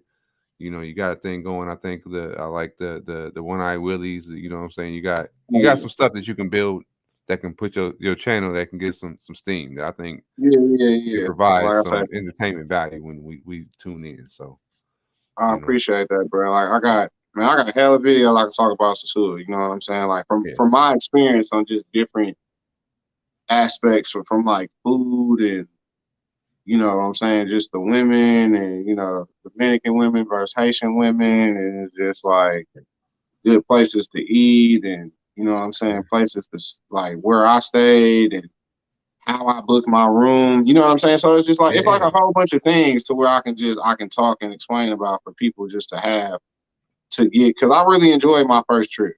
You feel me? Like I don't really, like I said, my one thing I can take back is I didn't stay longer. You feel me? So like besides that, even with the $80 to get took from me, like that was just a learning experience. I learned a lot on that whole thing. It's just that thing just happened to take $80 to learn. You know what I'm saying? Like I said, I had one girl, she finessed me 3 times. You know what I'm saying? It took me probably like $350 to learn that lesson. You feel me? So it's like it all depends. It's all learning. You feel me? So it's just like I'm just trying to show people to where it's like the videos that I can give you, just hopefully you can watch them and you can see like while I'm here, I just should know like, okay, well this nigga experienced, and I'm telling you, like if I'm telling you what happened to me, it's more than likely it happened to a lot of people. It's not like I'm like one unlucky guy, you know what I'm saying? And I'm like, this is how it is going around here. And if you are not familiar with it, if you don't start getting familiar with it, it can get the best of you. yeah, and definitely right about that.